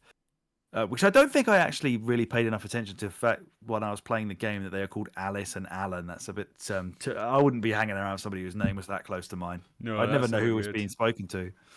So you get scared because the lights go out, which is part of the reason I think David doesn't like her. Is that right? She's a full-blown adult and she can't handle if the lights go out. Like, if my girlfriend how was do you like, sleep if you're afraid of the dark? Yes, it was like, oh, we need to sleep with the light on. Well, I'd be like, well, we're not sleeping in the same room, so off you pop. Yeah. You can have a night light. I could cope with that, but no. I could probably cope with that. We're not putting the light on. Yeah, my wife wears a eye mask because she knows I'm going to be looking at my iPad or something. So that's the right way around. Yeah, that's the right way around. I was actually Annie sleeps all the time, so it probably doesn't bother her. But I do fall. Funny, like I fall asleep every night with my iPad on my chest, either listening to or watching a video until an hits me in the face when I fall asleep. Yeah, which I've tried to avoid by putting it on my bedside table and then I lean on it like that and basically fuck my neck into oblivion the next morning because I've slept at like a 45-degree angle. Idiot. In this flashback, Alan talks about and gives Alice this clicker, which is like a light switch that apparently his dad gave him when he was a kid because he was scared of the dark. Now, they later on say, effectively, when Alan finds that in this shoebox, that Thomas Zane had written that in, wrote that into existence in Alan's story. So Alan must have written that Thomas Zane wrote it into existence, right? Yeah, well, that's the thing. That's also, and it's never been his childhood. It never happened in his childhood. Is that right? I don't think so. But that's also the thing that makes me think, because he's speaking about that. Then like that plus the Barry stuff plus like the stuff is like there's this whole game just in his head.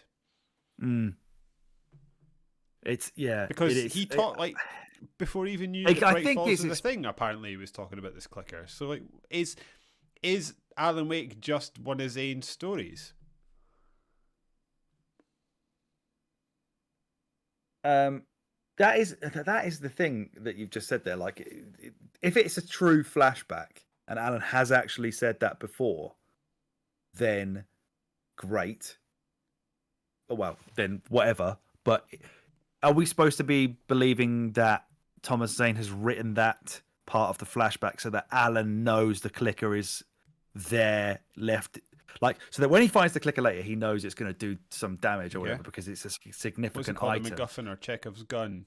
I think that's Chekhov's gun. Yeah. It feels like, to me, it feels like the whole Alan Wake story is a Zane manufacture, like a invention. Sorry.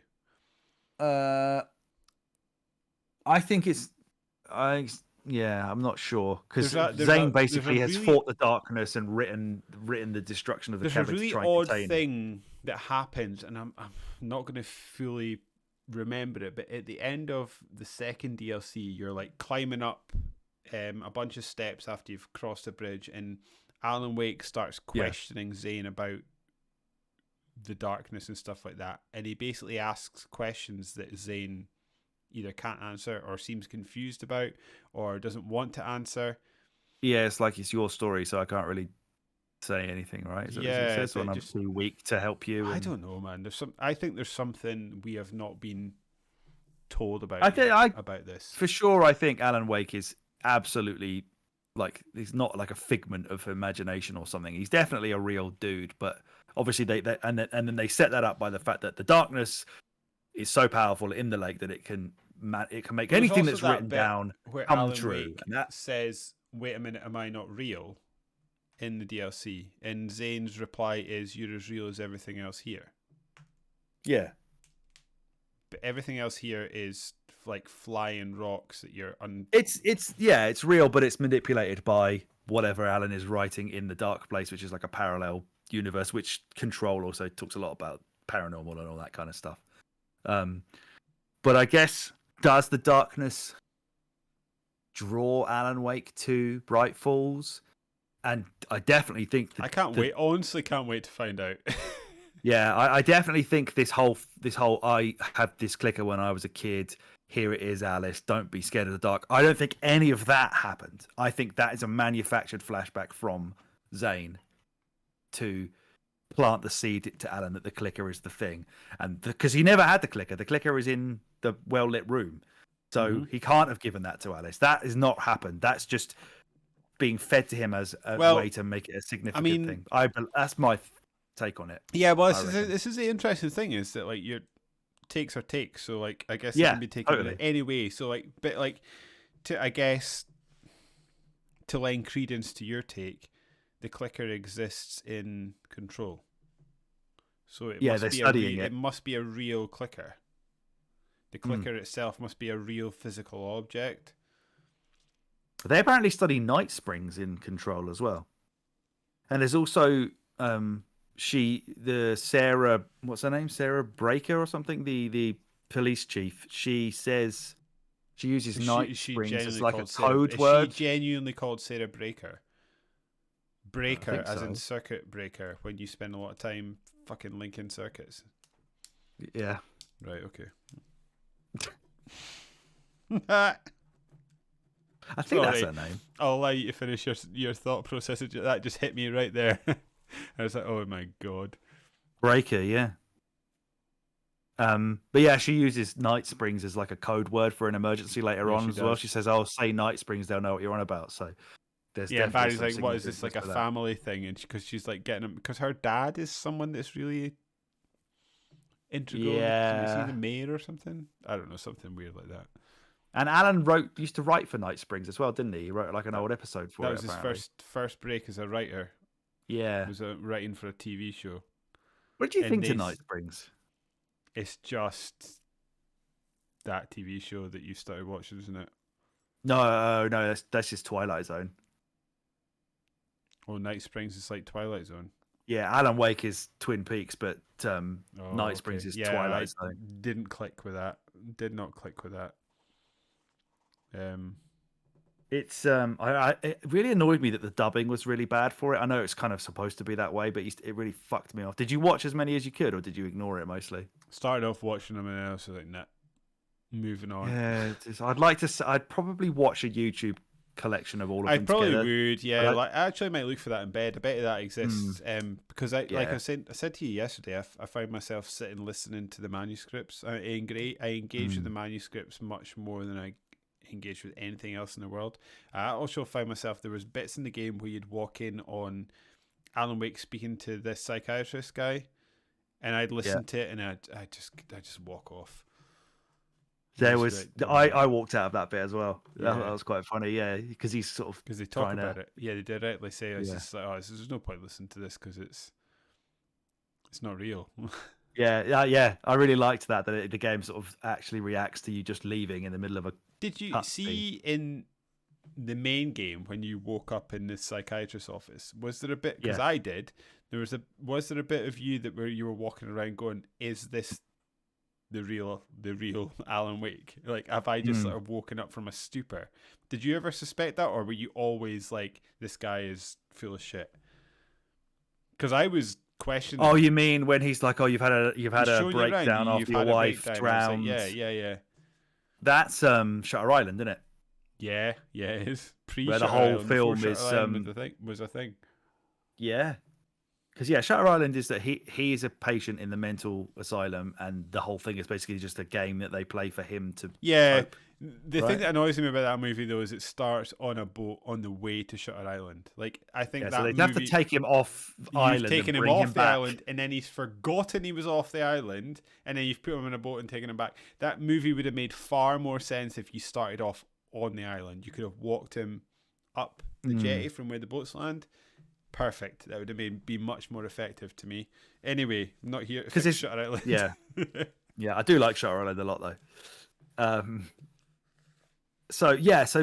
After this flashback, Alan wakes up in the doctor's office because this is after his car crash. He tells lies to the doctor so that he doesn't get sent to hospital and all this kind of stuff because he obviously wants to find Alice. So he gets a call while he's at the police station from this kidnapper, telling him that he has to meet him. Yeah. And this is where Barry shows up for the first time,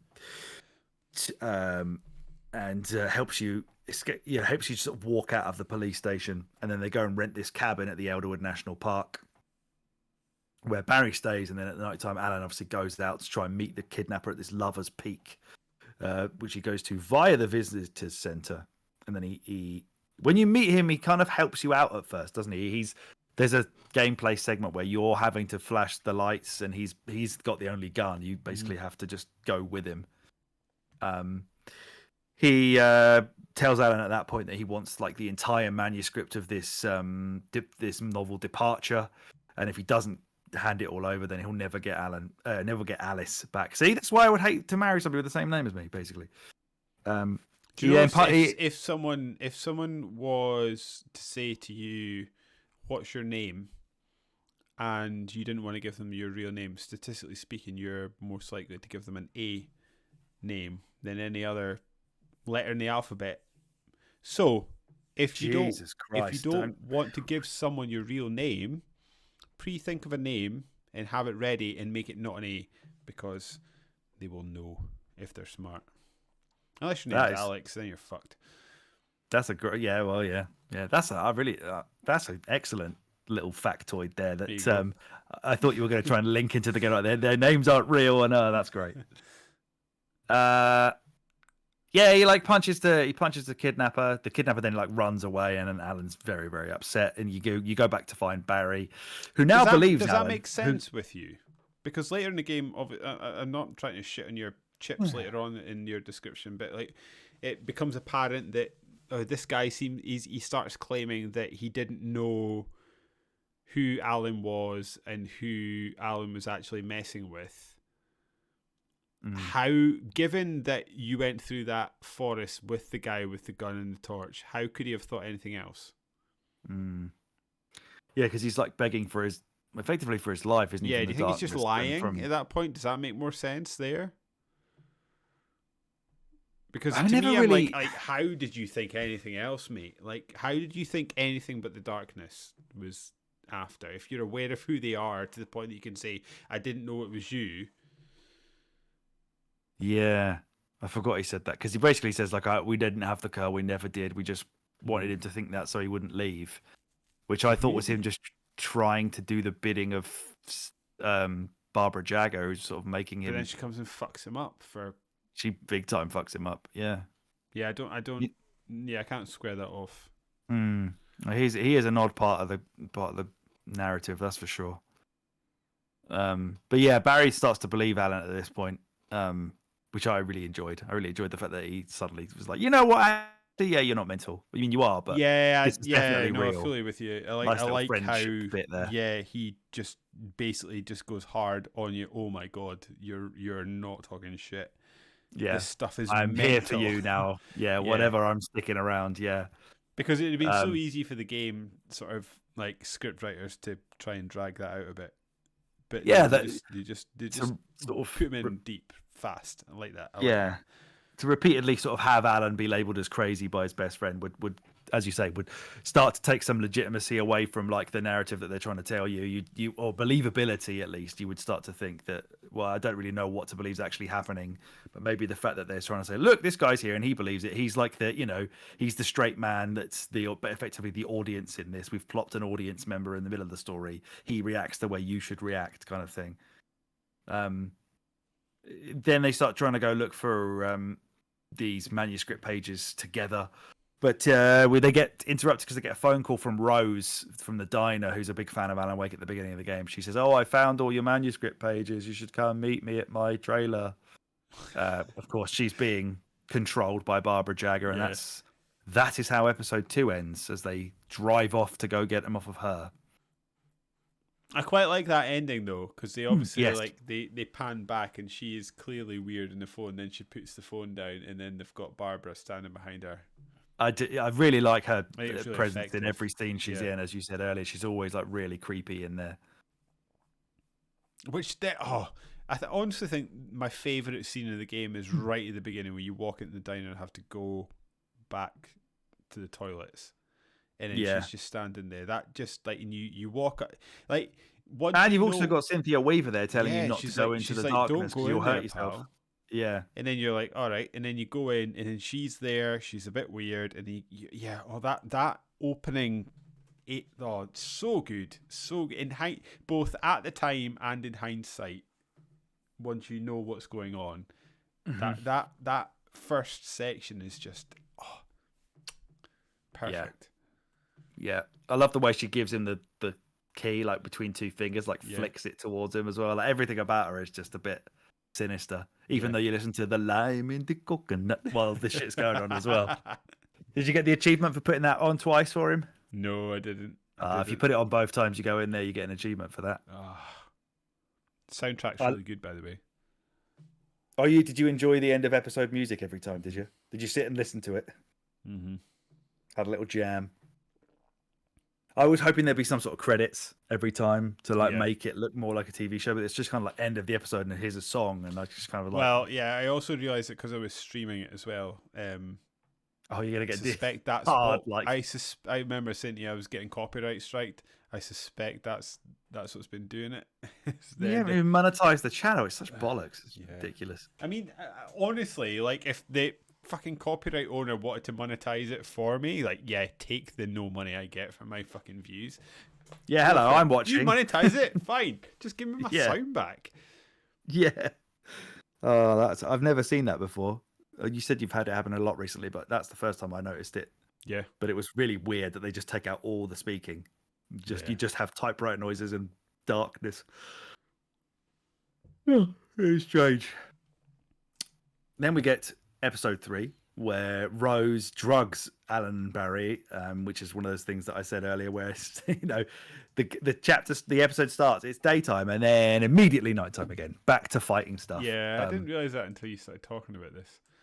Yeah, Alan, while he's drugged by Rose, he has this vision with Thomas Zane saying the darkness is hiding in my Barbara's skin, and he's too weak to stop it. Which is a cool sort of setup for what is what's actually going on. Alan wakes up, it's nighttime, and this is where FBI agent Nightingale comes into the story. He's waiting at the gates of the trailer park to try and arrest Alan. Somehow Alan manages to escape gunfire by like pushing the trailer park guy forwards into the hail of bullets and legging it. This is where we head up to the radio station at one point as well, to the old guy who's in there, and then again Nightingale just like shows up and just starts blasting at the radio station with a civilian in there, which old breaker 999 the whatever FBI agent jumps the shark quickly, and you're like, this man is unhinged. You quickly realize he is not just a man that knows a lot of authors' names. Got more in his back pocket, just like he's been reading them every day, and it's just whatever his latest read is. I'm going to call Wake that today. Fucking Stephen King. Bloody Dan Brown, or whatever he calls Dan Brown, he does do Dan Brown. Yeah. This chapter has a lot of the introduction to the poltergeist stuff. We fight the digger, as we mentioned earlier in this chapter as well. There's lots of like shining light on like fences and gates to get them to open. Did you enjoy that element of the combat? Yeah, I almost felt it was a bit of a nice break from the blokes after a while. Yeah, exactly. Absolutely loved it. I thought it was really funny. It was just so funny when the digger came out. It was like, oh, I'm actually going to have to fight a digger. I was just like, this is really great. This is just in keeping with the game. This knows what it's doing. Yeah. Yeah, loved it. Something undeniably funny about that Yeah. being a boss cutscene. It's like, and here's the boss. I'm a digger. Yeah, you are. Oh, Especially stupid. because like I was a bit of a resource hoarder in this game, and I often felt that like I was picking up like getting to batteries and stuff, and I was like fully replenished because I was just being really stingy with them. Often when I got to these bosses, I had a lot of what was left in the D-pad. So what's that? The flare gun. So I was just like whipping out the flare gun, smashing it, just in absolutely unloading it. And like there was a couple of times where I'd fight like an example of these bosses, and it was over in seconds. And I actually quite liked that the game allowed me just to sort of fuck you it in that way. Yeah, I enjoy that. Like a lot of games, like, well, we play a lot of Souls games and stuff like that. Like there's often the games will fuck me, so it's nice that games allow me to also fuck them. Does that make sense in a fucking horrible way? Yeah. It just sort of let you mess with it, and if you were good enough and sort of stingy enough and thoughtful enough, you could just absolutely deal with big enemies that came along. Yeah, big fan of that. It rewards you for keeping that stuff handy. Because for sure. Well, there's other examples of this game existed that it'll give you like 10 flare guns before you walk into that area and make you fight it with a flare gun exclusively. Yeah, it does that for the final boss, which is, I guess it kind of has to, because there's no other way to finish the game. If you run out, you're done. Yeah. But yeah, and then there's the foreshadowing as well of all that kind of stuff. Like, here's a load of shit. Guess why? Yeah. Yeah. And this is the next part of this is there's another thing here where like you get a car, you drive to the coal mine to meet the kidnapper, who doesn't show up. So the game just goes back to night again. It starts, sunrise is there. You think, okay, a bit of a breather. No, Alan just sits in a coal mine until nighttime, and the guy doesn't show up, so he gets very annoyed. And then we later get a call telling us to go to Mirror Peak. This guy's properly wasting Alan's time at this point. More driving, running over people, fighting a tractor, and some bits of an old train, which is quite fun. And this is, as we said, this is the bit where we see the kidnapper begging for his life, saying they don't have Alice, they never did, they just wanted to get Alan writing. We see the image of Barbara Jagger again, sort of flash up, and then this big like tornado throws them both into the lake. Alan survives, and the kidnapper does not. I believe, I assume. Yeah, no, I think so. I think you hear him screaming for his life and not being afforded mercy as you sort of come upon him. Yeah, and that's where episode 3 ends before we then switch to episode 4, which is, as we mentioned earlier, the bit in this lodge under the care of Dr. Hartman, who says that Alan is basically having a psychotic break. It's a and real cool. I think everything. this is a really cool change of pace. Just totally really good sort of world building exposition area where you walk around, and I don't know. I love this is so twatty, but I love the contrast and beauty of the place. Like the place is totally stunning, but then there's this undercurrent of sinisterness. I want to say cynicism. That feels like the plural of the word sinister. But there's like a sinister undercurrent of this place that you're like, no, things aren't quite right here. The darkness, the guy that's speaking to me is a bit off. Yeah, love it. Love that whole thing.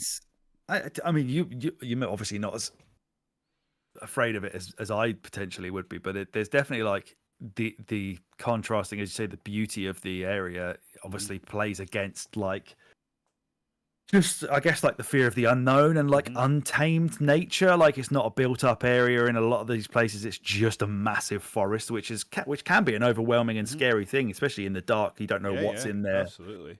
I also think especially when the forest is attacking you later. Yeah, I totally agree with that. I also think there's a slight bit of stuff that I'm taking with it, but I've watched enough movies and stuff over the years to be like, I am quite unsettled. So you walk in and there's like, you walk into the sort of main hallway and there's people that are clearly like mad or struggling like with severe issues, and I find them quite unsettling because you don't know what they're going to do. If they're quite unpredictable, and even the guy, he's got a weird neck in the game. He is animated oddly, but the guy where you walk up to and he's doing all this sort of karate stuff. He's a video game developer. It's both funny and unsettling because I'm just like, oh, he might stab me. Yeah. They're admitting something. I walked ghastly. outside, and it's the thing that the game doesn't ever push you towards. Did you walk outside onto the sort of veranda area as he's With the chatting guy about with the that? dog. No, I don't know about the dog. There's a guy doing a painting. Yeah, I remember a guy doing a painting. So I but walked not much outside more just than to have a look around for thermos flasks. And there's a guy out there just painting. He's like, oh, I've painted you.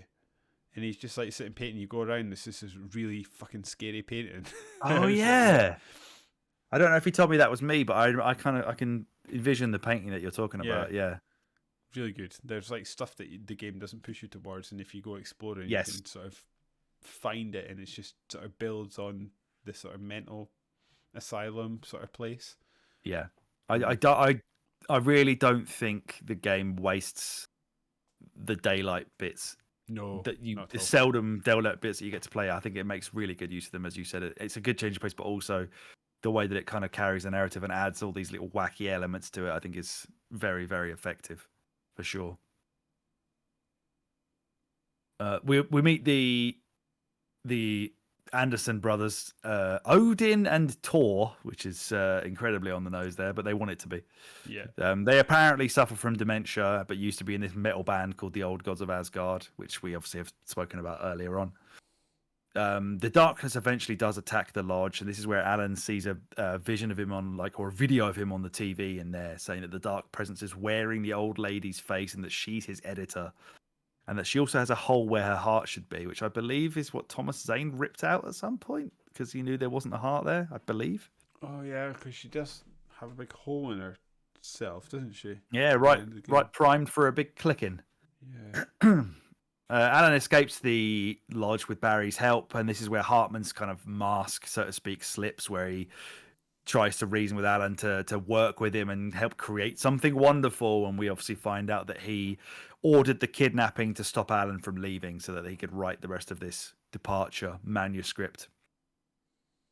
There's a maze section, which I think is quite cool. As you're doing the escape, you go through the gardens and the maze of the lodge to get away. That's quite cool. They start driving away as if Barry's suggesting that they are just going to leave, which would be weird because they're after Alice. But it doesn't matter because they get hit with a landslide and the car crashes. You get separated from Barry for a little bit and you head off to the farm, which is obviously where you end up in that rock stage set piece we talked about earlier. And then they get wankered on moonshine, fall asleep again, of course. And this is where Alan this is where it like explains the beginning of the game, where Alan woke up in the car after losing a week of his life, because what he'd actually been doing was writing the departure novel in the cabin under the guidance of Barbara Jagger. I found myself going, oh yeah, I understand that a bit more than, all right, okay. Yeah, I did enjoy that bit. Did it? I was going to say against some better judgment. That's not what I mean. Against my sort of, I would expect me to not like something like that, but I did. Yeah, it's a cool way to set up the gap, or to fill in the gap that it created right at the start of the game and keep you hanging to what actually happened there. Basically, the Barbara Jagger obviously is actually the embodiment of the darkness, so it's sort of acting as Alan's editor to get him to write this story. Basically, she wants him to write that it escapes from the lake. It wants the story to involve the darkness escaping. But apparently, Alan still had enough, was still compos mentis enough to actually write his own escape from the cabin into the story using Zane and his light. And that's how episode 4 ends. Yeah. Episode 5, The Clicker. Alan obviously wakes up from being completely pissed up on moonshine. Again, Agent Nightingale is there. This is where they both get arrested together, and we wake up in the cell, and Agent Nightingale picks up like a piece of the manuscript and reads that his death or whatever is being foreshadowed, and then it immediately happens after he's read it out loud off the page, and he gets dragged out of the holding cell by the darkness. There's a cool bit. There's a cool bit when you listen to the manuscript. It's something along the lines of that he picks up a drink to have a drink as he's reading about him picking up a drink to have a drink about what he's reading about. And I was like, oh, that's cool. I like that. That is cool. I also really liked in the DLC where you're shining the light on the words to make stuff happen. I like how every time you did that, you'd hear a typewriter happen as if like Alan's now written that into the story. Like that was fucking awesome. So this is the part where, having seen this dude get dragged out of the holding cell, or the police, you don't really to the see jail. him again until the last cutscene of the game. You don't see him again after that. Yeah, so I guess he doesn't die. Yeah, does he? No, yeah. But then it sort of does sort of lend credence to the theory you were talking about before about how he is the new sort of entity, or the sort of figurehead of the entity. That makes sense. Yeah, I assume Alan was getting rid of him in his story by just sort of writing that but then he got dragged away, and so I could escape from jail. So maybe there are some that's the parts where Alan is cognizant enough of how to get out of these situations. So Sheriff Breaker now obviously believes him as well. She then helps Alan and Barry escape the jail. They go towards Cynthia Weaver, which is this weird old woman from the beginning of the game we spoke about earlier. She knew Thomas Zane. She's prepared these countermeasures for the Darkness's return, which of course we are very much balls deep in. This is the bit I was talking about earlier that I really like, where you're with the sheriff going through the town and you get to like go through some of the shops and actually like get involved in something other than the forest, even though you're still in danger of the darkness. I really liked that this was the scene setting for this episode and the gameplay parts. We get attacked by the Deer Fest float, which is quite fun. You actually did it way better than A, I did it, and B, I told you to do it. So I was like, go stand behind that car, which didn't work very well for you. So you stood behind like a ice cream truck or something, and then was totally fine, which I thought was way better than my advice. This is also where Barry comes back. He gets attacked by a bus. He's like legging it through the streets. He dives into a shop doorway because a bus is flying at him. But then the next time we see him, he's got like a headlight and he's covered in Christmas lights, which makes him an absolute top boy, in my opinion. Yeah, I'm fully on board with the Christmas lights idea. Great idea. Yep. He gets himself a head torch, and then they start talking about him being like the eye of Mordor or something like that. Yeah, he does. Like, that's great. Yeah, and he also said there was only one, so Alan couldn't have one. The rest of the episode is like you're sort of being guided by Breaker. She's in like a chopper, and you're sort of walking towards the well-lit room. Lots more enemies and poltergeists leading up to that. You eventually meet Cynthia Weaver, who takes him to this well-lit room, which is where, as we said earlier, you have the clicker in a box of Thomas Zane's old belongings. And this is where Alan theorizes that Thomas Zane wrote the clicker into existence, and of course the notion that it was from his childhood, which it actually isn't. It was all set up to draw him towards it. And then we have the final chapter, which is quite a short one in terms of actual story development, because mainly Alan has the clicker and he's going to go fuck Barbara Jagger up with it. Yeah, there's a lot of driving places in this one. Yeah, it's really... I quite like the way they set it up. It's almost just like a big, long road trip to the final destination where you're kind of getting in and out of cars, fighting a little bit along the way. I quite liked it. There's the bridge bit, which I found very difficult. I kept fucking that up, where you're getting attacked and the bridge is collapsing at the same time. Oh, I found like yeah. I was really bad at that. Yeah. This is also where we have the fight. Well, obviously Alan does explain the fact that he has to go back to the cabin because Barry sort of says, like, why don't you just write all of that stuff right here? And he says, oh, the last page is still in the typewriter, so I have to go there and physically do this sort of thing. Right, okay. This is where we have that Destruction Derby thing that we've already discussed that was, I found very difficult. I just got ping-ponged around. Yeah, absolutely. They do like a sort of a cinematic feeling of danger towards the end of this, where like train carriages and massive cars are getting flung at you out of the sky, but I don't think any of that can actually kill you. It's more just a they do that a few times throughout the game. So it's like steel girders, train cars, like different stuff smashing down around you. And I just ended up feeling like, oh, the Dark Entity's aim is terrible because they have tried this so many times and they keep missing. I did think that as well. If they had done that once or twice, it maybe would have been more effective. But they did it a few times to the point that I was just like, oh, well. it's almost a relief. It's like, well, there's no. This is better than being attacked by guys that can actually kill me. This feels like a downtime. Yeah. Yeah, yeah. I'll just enjoy laughing at fucking trains coming out of the sky. But yeah, we eventually get back to the cabin. Alan, as we just said earlier, he walks in, finds Cynthia in there, shoves the clicker straight into her heart hole, presses it, kills her. He then says he can feel Alice's presence nearby, and he knows the ending of departure. And then he says that there always needs to be balance in a story. There always has to be a price to pay. So he basically dives into the lake to sacrifice himself to allow Alice to climb out, and traps himself in there in the process. Is that the section where you're sort of following shadows about watching yourself do things?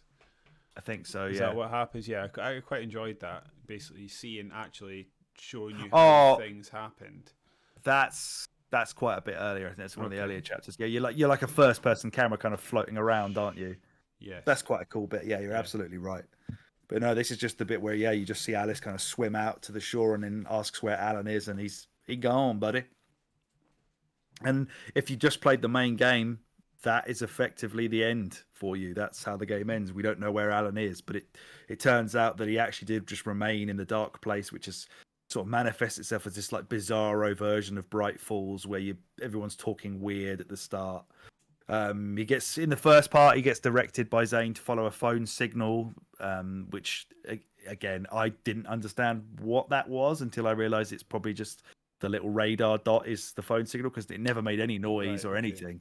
I kept thinking it's telling me to follow something I don't know how to follow, but yeah, it makes there sense. we go.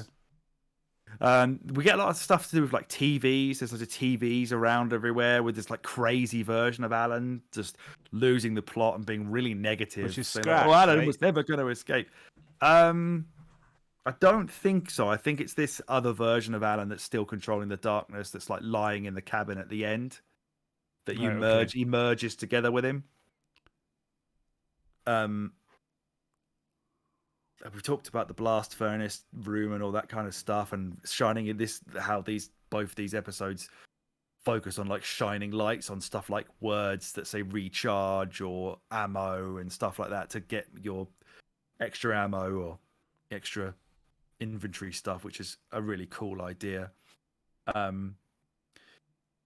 the end of it, it has like something of a boss battle. You fight basically TV, like stacks of TVs. Yeah, like a really angry, disgruntled Curry's customer from the 90s. Or I was just running up to them, dropping flares by that point. Yeah, that'll do it. And running away. Yeah, he destroys the TVs. He remains trapped, and then in the second DLC, the writer Alan discovers that this crazy Alan guy is still controlling the dark place, so he needs to confront him to free himself. I spoke earlier about the weird spinning maze of the lighthouse, and then just like shining through all those rocks to kill the dudes. And then the final boss for that is like this weird illusion of Barry that has a bunch of mates that try and attack you at the same time. After you've done that, he just finally gets to the cabin and merges together with the crazy Alan lying down to then start writing the book called Return, which we believe will be Alan Wake 2. Yeah, and which I'm so hyped for now. It was already one of my most anticipated games of the year, and now that we've played through Alan Wake 1, it is gone up even more, even if that was possible. Yeah, I've thought, even before we played this, I think I've been saying it to you all year, like, everything I've seen about Alan Wake 2 just looks awesome. And now that I'm invested in the story even more than I was before, so ready for this game to come out. Can't wait. Totally. Yeah. We've had a lot of fun this year playing like older games of real quality, but outside of that, this has been an incredible year for video games. The shit that's come out this year is like ridiculous. It's been one of the best years in ages. Mm-hmm. I mean, we had a new Zelda this year, for fuck's sake. Forget that. I think a lot of people have forgotten that we've had a new Zelda this year. Yeah, and we've still got loads of good stuff to come, including Alan Wake 2, which will be coming very soon. And Mario before that. And Mario, yeah. Which is up next, right? Yeah. We're gonna wait and see. Alex, I haven't checked my emails, but Alex says it's on our way to us. So if it gets delivered before Alex goes on holiday, the next game we'll be doing is Mario.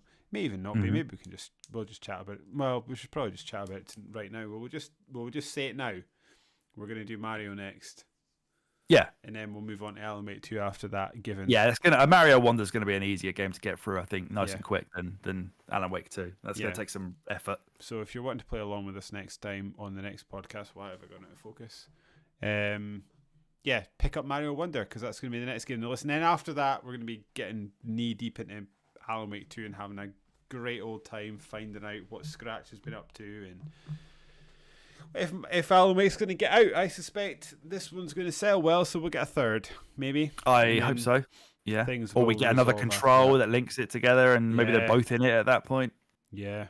We Can't wait actually, the way we structured these podcasts, of course, the actual next podcast is the horror for that. video games draft, Sorry, you're correct. where David and I will do battle to pick 10 horror games of varying categories, very similar to our sports draft.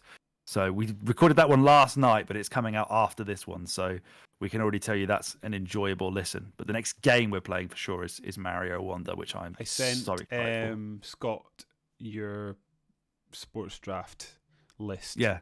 So I got him to say while he was sitting at work, I was like, if you can be arsed, make your own sports draft and see what you come up with. So I'll send that to you, see what you think of his sports draft. I didn't. Have you got it on? Have you got it to hand right now? Yes. Go on, let's have a listen. Because So I can probably find the So what I we didn't both give him did.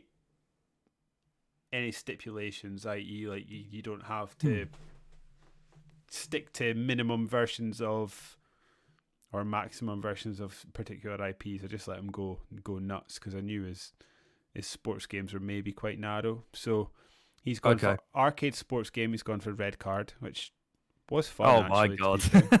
It was fun. Nice. Maybe not a great shout. So let's hang on. But while you say that, because I hope does he listen to this still? I know he used to. Maybe. Probably we don't talk about Destiny, so maybe not. Yeah, true. So we had NBA Jam and Track and Field summer games for that. Yes. For Extreme Sports, he's just written whichever Tony Hawk had the banging soundtrack with Superman, which means the first one. He's going 2 minutes pro skater. Or skateboarding if you're in the UK, like we are. Yeah.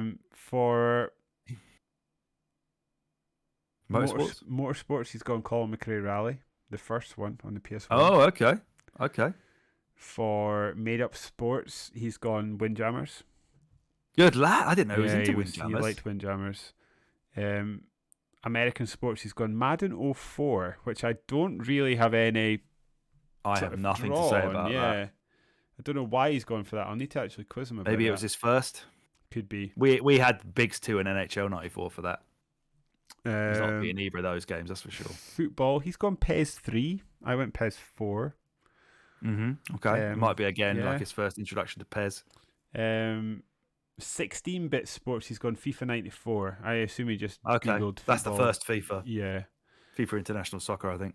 Player licensed, he says Tiger Woods 12, although in brackets he's put, although this could be any Tiger Woods game, they all blend into one for me. Yeah, it's not wrong. Fair enough. But 2004 is the winner. Yeah. Player licensed game, no, we've just done that. Sports entertainment, he's agreed with me, he's gone SmackDown 2. And his free pick, he picked FIFA 98. What, Road to World Cup? Yeah. Classic. Yeah. So Not I thought bad. that was not bad, actually. I was going to give him the horror one, but I don't think he's played enough horror games to be able to We fill barely out have. that list. We were upset we didn't have enough ammo for that. But I think we'll do an indie games one as our next one at some point, probably next year. Yeah, that'll be fun. I think we need to fight KDB because we were on 2007 for that, I think, which is a fucking huge year. Oh, that'll be good fun. Yeah, so I think enjoy before the end those. of the year we I might be enjoy able to fit one of those. It's a close thing as well. KDB's sort of broken his duck and he's and I was being himself a win. silly for a bit as well. So, Yeah. And I suppose that brings us to the end of another episode of the Winners You podcast. If you liked what you heard, and even if you didn't, why don't you give our numbers a bump by subscribing to our podcast on your podcast feed of choice? Or If you prefer to imbibe your podcast in a visual format, you can head over onto YouTube and search A Winner's You podcast, where you subscribe to our YouTube channel. If the podcast isn't enough for your bi-weekly, and it's now weekly to be fair, dose of A Winner's You charity, you can also follow us on the website formerly known as Twitter, A Winner Is You Pod, and you can even send us an email and tell us how wrong we are about our gaming opinions by writing to awinnersyoupod@gmail.com. Alex and I also have formerly Twitter at David Smiley 1 and at Super Thrillix. We also have TikTok now. Find us on TikTok by searching A Winner's You Pod and we'll pop up. Alex, I take it you've got no housekeeping since you didn't really have any yesterday. I do not. I believe that fucking Monkey Island's going to win that poll. Monkey Island. I'm fine with that. I'm fine. I'm never going to win, but as long as people pick games that are still good, I'm fine. Yeah, fair. Go over to Substack and search Super Smiley and subscribe to my video game newsletter. Newsletter? Yeah, that's terrible, but we got there. And on that bombshell, I've been David. He has been Alex. We have been A Winner's You. And I'm out. Keep gaming. It's not just a keep gaming. It's a keep gaming ocean. Yeah. Yeah.